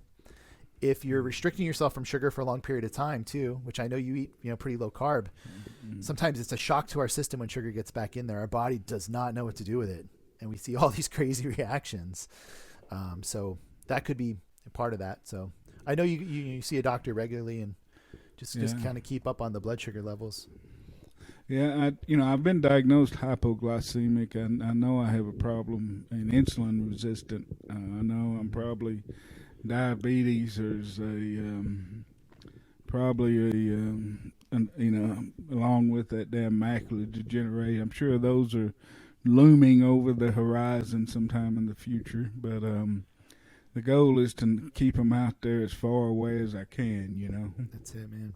Preventative nature. There's just so many things. And the biggest thing that people overlook all the time is diet and exercise is the most important thing. We find that there's some people that, their genetics are awful and they can't do anything. I'll admit here, I have the highest cholesterol of anybody you'll ever meet. And I do everything right. Like if you were to, every time I go to a doctor and they check my blood, they go crazy. They say, oh my God, we need to get you on a diet. We need to get you exercising. And I'm like, okay, well, this is what I always go to a new doctor with my diet plan, with my exercise program and pictures of like what I've done, so that when they're like, because they don't believe you, right? Because just my genetics for cholesterol sucks. There's so many things we can control. The things we can't control, then we have to kind of start thinking about, okay, what are my alternatives? You know, are there medications I can do if you're already trying? But diet and exercise is 90% of it. There's so many diseases that are self-imposed on our body just because we're putting the wrong fuels in and we're just not moving our body enough. It's sad, you know, really sad. This last medical question, I want to make sure that I have attorney-client privilege, and you can't disclose to anybody. But on a national podcast, let's do this. Yeah. You know, my name is Dr. Travis Mahaffey, by the way. So. You know, my mother always said masturbation will make you go blind. Is there any truth to that? Look at the thickness of your glasses, pal. I think you just answered that for yourself. I've noticed that I have glasses and you don't. Mama knows best. You can never say that mom doesn't really know what's going on. I've never been able to ask a professional that question. So, you know. There's that looming thing in my brain where like the 16-year-old boy that's in the office that's starting to wear glasses. There's always that in my brain. Just want to say it, but don't want to say it. You know? Have to have some sort of professional decor. You know, but one of these days, idiot Tom's going to slip out. You know, my mother would always say, well, do it till you need glasses. You know, that was one of her sayings. You know, if you start needing glasses, well, then, you know, we need to take a different path, I guess. There it is. There it is. Well, so tell me, man, what's the future hold? I know I've asked you that, but what do you long term? What do you want to do? You're into a lot of changes and self development and marriages, and what do you plan? Where do you see yourself 10 years from now? 10 years from now, I'm hoping to. I'm on a path of, you know, just kind of what I'm doing. I really want to try to retire as early as possible, and I'm in a pretty good position. I'm the cheapest human being on the planet. I spend $0 on anything, and I'm like the biggest saver in the world. For that specific reason is that Heather and I want to travel the world. Neither of us have done a lot of traveling in our lives, so in 10 years, I want to be closer to that goal. I think a really important thing is having goals. You know, that you bring this up is that I think it's always important to be thinking about these things. I'm always thinking about, you know, short-term goals, which I consider like 1 to 6 months, longer-term goals like 1 to 3 years, and 10 years and further. And I think if you're not moving I look at every action I do in a day, and I encourage everyone to try this. You know, think about all the things you do in a day. Are your actions taking you closer to those goals or farther away from your goals? And if you're doing more to move farther away, which is if, let's say you want to be more financially stable, if you're spending more money than you have, that's a problem. If you're trying to lose weight and you're cheating on your diet, that's a problem. If you're trying to get more fit and you're spending more time watching TV than you're exercising, that's a problem, right? I think you have to be really accountable to kind of what you're doing. So I'm hoping in 10 years, I'm living my best life. I'm hoping that Heather and I really want to provide for her, you know, everything that I can. And we really want to travel. I'll show you a little sneak peek here since we're talking about it. One of the things I have here, this is a vision board that I have. Very nice. I always try to be, that's on my computer, by the way, it's on my phone. Mm-hmm. It's sitting here in my office. I want to make sure like every single day I'm thinking about these things. So all the things that are important to me, family is super, super important. Living a balanced life is super important. And I want to make sure that every single day I'm, you know, kind of living, getting closer to that. So I'm hoping in 10 years, a little less work, a little bit more play. And I want to be the healthiest version of me as well. I want to make sure that I'm taking, you know, putting myself first and making sure that I can provide more for everybody else that way. Now, I know the nutritionist that you kind of leave it up to the person that you're advising, and kind of, you know, custom fit a diet toward that person. But if you were to pick one diet that you lean most to, you know, someone who doesn't have anywhere to start, that doesn't even know what to try starting out, what would you point them to? a balanced diet. I think the biggest thing is everyone has to immediately go to extremes, right? So if people are looking for nutritional advice, they're probably doing the wrong thing first, right? Or they don't understand certain things. I think balance is the most important thing. I actually have a picture right here. It's so funny because I was talking to a client about this before. I have kind of like a circle. I've got a plate that's split in half and then split in half again. I think for most people, if they take a medium-sized plate and they put protein, they put a small amount of carbs and the rest is vegetables, that's going to get 90% of what you need, right? I think that for most people, as long as you're tracking calories or tracking portions, that's the majority of what people need. If people want to be more nuanced in the exact amount of protein, the exact amount of carbs, exact amount of fats, exact amount of calories, we can work that way. But I think most people is just being a little bit more accountable. And then, like I said, portion control and eating just more nutritious foods than non-nutritious foods. You know, Dallas always talks about that 90-10 thing or 80-20 thing. Mm-hmm. You can still have some fun foods in moderation, you know, but we're talking about health or we're talking about fitness. They're two different things, right? If someone's active, you need more protein. It's a fact. You know, you're always going to need a little bit more. So I think that balance is probably the first way to start. And then this is the problem, Vance, that most people get into is that they see what their friend did and they just say, okay, well, that friend ate a grapefruit every single day, a breakfast grapefruit and a lunch grapefruit, and they lost 200 pounds in a year. Awesome. So they get on that grapefruit diet. They do it for 4 days. They feel amazing. Everything looks good. They do it for 2 weeks and they're like, how the fuck am I getting any more grapefruits? And then they're done. And then they go back to whatever lifestyle they had before. So the biggest thing is just kind of it's a changing lifestyle, is just saying, okay, what are some things that you can do every single day for the rest of your life and not feel like you're in a restricted state? You are restricting yourself. It's not an all you can eat buffet every single day, but it's about finding the balance in life. And it doesn't have to be extreme like keto or eating one meal a day. That works for some people. It's awesome for some people. But for other people, balance is probably the better way to start for sure.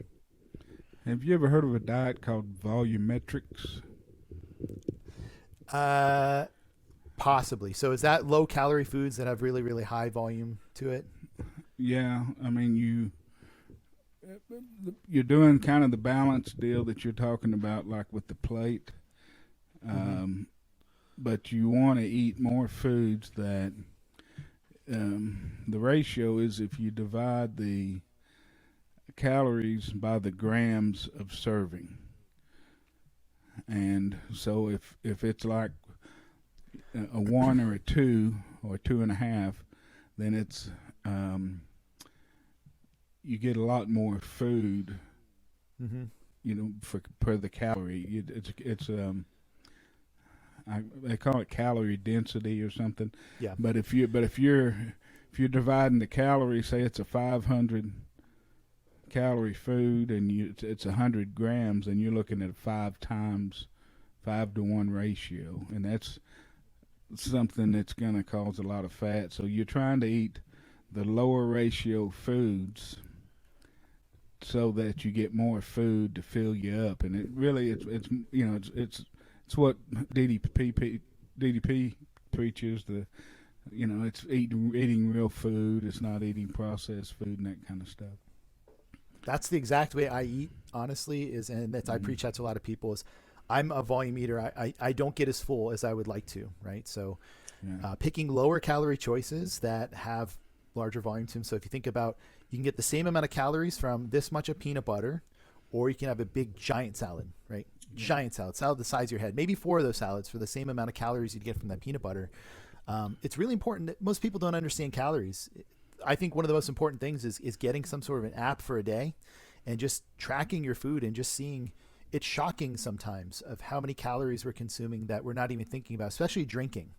You know, that's one thing I always tell people is try not to drink your calories, because orange juice on paper sounds like a healthy thing, right? And it's not too bad for you. It is what it is. It's fruit, right? It's fruit juice, right? But it's like 300 calories and it's all sugar.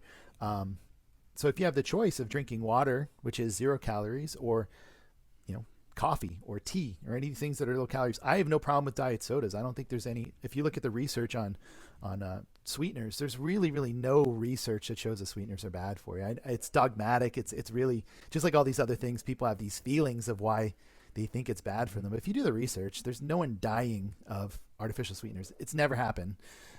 But we get our emotions involved in it. lower calories are always going to be better options for certain people for sure. But if you really watch your condiments, that's the biggest thing, that people can add 300 or 400 calories per day on just the condiments they choose. There's always a better option. Mustards are very, very low in calories. Hot sauces are lower in calories. Anything that's creamy and mayonnaise based, you can add 200 or 300 calories per meal without even thinking about it. And otherwise you can kind of just slather everything with what you want. So volume eating is probably one of the smartest choices for most people. And you'll notice the foods that are the highest volume foods for the lowest calories are going to be your fruits and your vegetables. It's going to be things like that. I think popcorn is like my go-to carbohydrate for almost anything, because I can eat a huge bag of, or a huge thing of air pop popcorn for 200 calories that I would normally get just a little bit of brown rice for. So I'd rather fill up on my foods and feel full and satiated. I'm not going to have the risk of cheating on the next meal. And we live in such a really convenient world now where there's so many options. Like, you can go to a grocery store and find so many lower calorie options that you just never had before. Like, I eat powdered peanut butter, which who would have ever thought that's a thing, like PB Fit, but I can eat a much, much larger serving and still get that kind of taste of peanut butter. I get a little bit more protein. I get all that fat out of there, but I can get away with so many less calories. Well, that's what I had. This was the first smoothie I'd ever had with PB Fit in it today. I made before our podcast. It's pretty good too. You get that peanut butter flavor. Yeah, it's not bad. Yeah, it's just finding the choices that work for every person, and it's hard, Vance. This is not. It's not easy, but it's not hard. But it's hard to kind of make changes. We're all raised a certain way. This is where the majority of our eating habits come from, is based on how we were fed as children and just our relationship with what we think food is. It's hard to change that around, to think about, like, once you get in that mindset. I always get my patients to get a food scale, or my clients to get a food scale too, because that's the killer. Is there's some foods that are very nutritious foods, but you don't realize how big of a portion you're eating. I'll go back to peanut butter. No one in the history of the world has ever eaten one serving of peanut butter. I dare them to find somebody that's done that, because once you weigh out that first one serving, and you're like, oh no. Or if you weigh out the first time you ever weighed out cereal out of a box, you'd be shocked. You're like, holy shit, I've been eating 5 servings of cereal every day of my entire life, Yeah. So it works for some things. And then when also you take the opposite serving, you say, how much of a cucumber can I eat for 8 calories, right? You eat 9 cucumbers, or pickles or greens. I know I've seen you eat a lot of turnips and things like that. There's so many cool choices you can eat out there that are going to be way, way lower in calories that you won't even miss the other food once you kind of get into that. So yeah, it takes some work. It sounds like you're in volumetrics similar, so it's pretty very similar. That's what my nutritionist has been trying to push me towards, is the volumetrics. But now I want to ask you the same question for exercise. If someone was starting from scratch and didn't know where to start, what to do, what would you advise them to do? I almost encourage everybody to walk at some point of their day. I encourage people to maybe start tracking steps. That's one of the healthiest things we could do. Tons of science behind the idea of just how beneficial moving around more is. That's something that we've all lost. COVID has ruined a lot of that for a lot of people. They've been stuck inside. But I think if you look at anybody's capabilities, almost anybody can walk. Not everybody can go for that jog or jump rope or do CrossFit or something crazy, right? So I think walking is super, super important. And I really do believe in DDPY. I'm not a shill for their company. I really have seen almost anybody that I know that can physically do DDPY in some sort of capacity. And if you think about how many calories you're burning doing that as opposed to other activities, I think it's great. If you have access to a pool, I think swimming is a really, really good option for most people too, just because you're not putting any stress on your joints. And it's anybody that swam before, you realize you swim 3 laps, you're out of breath, it's hard on you. So I think walking is really, really important. I think that's probably the number one thing I would start. And then any sort of resistance training that someone can do. There's just so much research that just shows that if you're building a little bit of a stronger body, and that doesn't have to be heavy weights, but it has to be some sort of weights or bands or something. If you're just getting a little resistance on your body, you're probably going to live a healthier life. Awesome, man.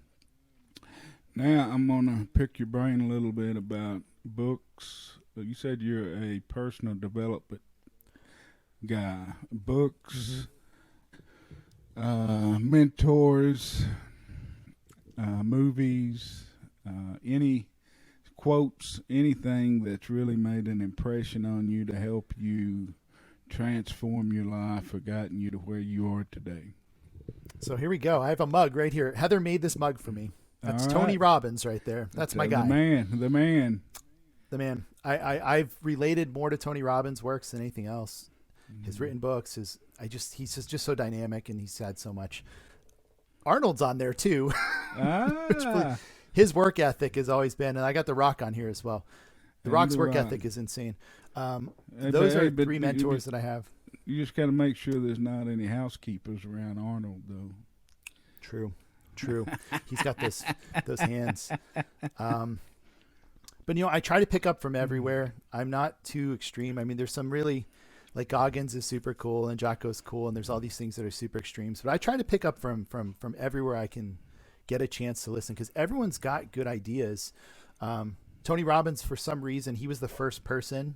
I had a cassette that someone gave me that I was listening in my car when I was in college, and I was like, whoa, this really resonates. Just about thinking about yourself and thinking about goal setting and things like that. That kind of set the ball going. Dallas is a huge mentor of mine as well. I can't lie to say that I'm honored to be able to call him a friend and a mentor and a colleague. There's not a time where I get to spend some time with him where I don't come out with something where I shake my head and say, you know what, for somebody that claims that he's just like this dumb wrestler, he's just such an advanced person when it comes to personal development as well. Sometimes he'll just shock me and he says something. I'm like, wow, that was the most simplistic way of looking at that. And it's the truth, it's really cool. Well, he pisses you off because he's right all the time, even when you don't want him to be. Yep. It's a good quality to have. It's really cool. I'm a big firm believer too, is just kind of surround yourself with positivity and positive people and successful people. I think that you should be the middle of your pack at all times. You shouldn't always be the best. You shouldn't always be the worst. If you're in the middle and you have successful people around you, and that's the people you should try to attract, I think that's going to get you the best place. Because I've been in situations, especially growing up, you're just around the wrong people. You get drawn into that crowd. If you're around people that are just way, way too above you, it's just too far over your head. So it's important to find those mentors in life that are willing to kind of give you those little tips. Some people can break down something that you would study for 20 years. They can break it down in 20 seconds and add a personal experience. And then you have that 20 years of their personal experience under your belt from that one bit of advice. So it's always really, really important that if you want to get better at something, find somebody that's really good at it and ask them for their mentorship or pick their brains. And this is why, again, I love that you're doing shows like this, is that you have all these successful people on the stories. All of them have a different story, but you're going to resonate with one little thing in that. And it's like, oh, okay, that makes sense. Their whole journey, I can get that one thing out of and make sure I don't make those same mistakes. Yeah, no, I love just talking to people and bullshitting and getting their story, especially people that, have turned their lives around and helped others do the same thing. I just love talking to those people, Everyone feels that intimidation. A lot of people that have done well for themselves want to share that information because they know that they learned from somebody else. It's a trickle down thing. And a lot of times you might be afraid to ask somebody for advice or help. It's a really, really intimidating thing sometimes to ask somebody for help. There's so many people out there that are more than willing to give help. I know you get asked for help all the time, and I know you're the first person to line up and say, hey, this is what I did, and I can kind of show you what I did, and this is the path, and these are the fuck ups that I made. The most important thing is share your mistakes and share your pitfalls. It makes people feel more human, but there's a lot of amazing people out there that are more than willing to help, for sure. What you have any books that really jumped out at you? Any book audio books I need to listen to? Oh God, there's so many. One of my favorite books that I ever read was called The 48 Laws of Power by Robert Greene. Have you ever heard of that book before? I think I've listened to it.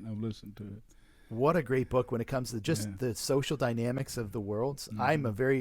I grew up, not sheltered, but just kind of naive to the world of just how much power people can exert upon other people to get what they want. You could take a book like that and you can learn a lot about what's going on around you, and you could use it to good or you could use it to bad, obviously. That was one that I absolutely, I think it's just an amazing book like that. But there's so much, I read so many different things. I read so much about exercise and fitness. I read so much about finance. I read so much about, kind of personal development. So I try to keep that always going. My big thing is health, wealth, relationship.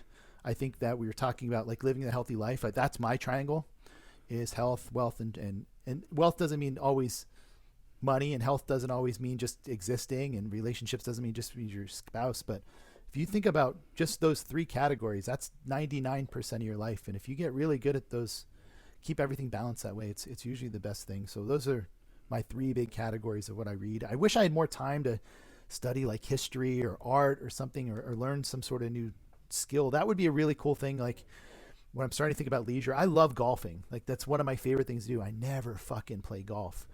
I would love to see 10 years down the road, I'm playing golf like a couple times a week. I would absolutely love that. So it'll happen. If you want it to, it'll happen. It will. I'm going to make it happen. I've made so many good things happen, and it'll continue to happen for sure. So, all right, man. I think I'm running out of questions. Is there anything you want to talk about that we hadn't touched on about the Vance, DDPY? I just want to thank you. I just want to thank you, man. This was a lot of fun, and like I said, I was really looking forward to catching up with you. It's been a while, and I haven't been available in the community as much to kind of follow their journey. So I'm glad to hear you're doing well. And if you ever need anything, and I mean this from a friendly standpoint, I'm not saying like I know better than anybody else, but if there's anything I could ever assist you with, I know you've reached out about the straps and stuff. Anytime you need something, or if you know somebody needs something, we're great friends. I would love to, just shoot me a line, and I wish we could connect more. I want to try to keep in contact with you more often, for sure. That's the greatness of this program that they've set up, is just how supportive and positive the community is, and all the people you meet, and everybody willing to bend over backwards to help people, and it's just amazing, man. Where else does that exist? Because I've been looking for it. Nowhere on the internet. Yeah, where else could you get over 70,000 people and there not be a negative comment in the group? Yep. And if there is, it like gets pounced upon in a second, and people defend it. It's shocking, It's one of those things. So that's one of the positives of my social media experience. It's a neat deal. Yeah, all right, man. Like I said, you're gonna have to hire. You're gonna spend when you get ready for your tramp stamp. I hope you spend more money on your next tattoo than you did on your first. I'm telling you, in between those hands, what's gonna say? It's gonna say Vance right there. Yeah, nice pretty letters. Yeah, I hope, as long as it doesn't say "was here," I'll be okay. I wish I had the balls. I wish I have got a lot of balls. I wish I had the balls. If I was still single, I'd pull that shit off. Yeah, that might prevent you from ever being married. All right, man. Sure. Well, Thomas, I love you, buddy. I enjoyed it. Keep kicking ass, brother, and keep helping people, and keep doing your thing. And hopefully we'll see you sometime in the Mecca there in Atlanta sometime soon. Might be sooner than later. Yeah. All right, man. All right. We'll see you, man. Thank you so much. See, hey, don't hang up. I got to tell you something. I'm going to stop. I'm going to stop recording. Okay. All right. Thank you for listening to the podcast today. I'm your host, Vance Hines of Transform with Vance, where transformations begin every day. Please take a moment, if you will, if you like the podcast, to subscribe and follow, and you can find us on social media as well, either under Vance Hines or Transform with Vance. Please tune in and subscribe to our feed. You'll be able to hear lots of transformation stories. I'm in search of interviewing as many transformations as I can find. So if you have a transformation that you would like to have someone interview and have and appear on the podcast, just send me the name and number, message me, and I'll reach out to them and try to get them here. But no matter what, a better life begins on the mat. Get on the mat and start your transformation today. Thank you.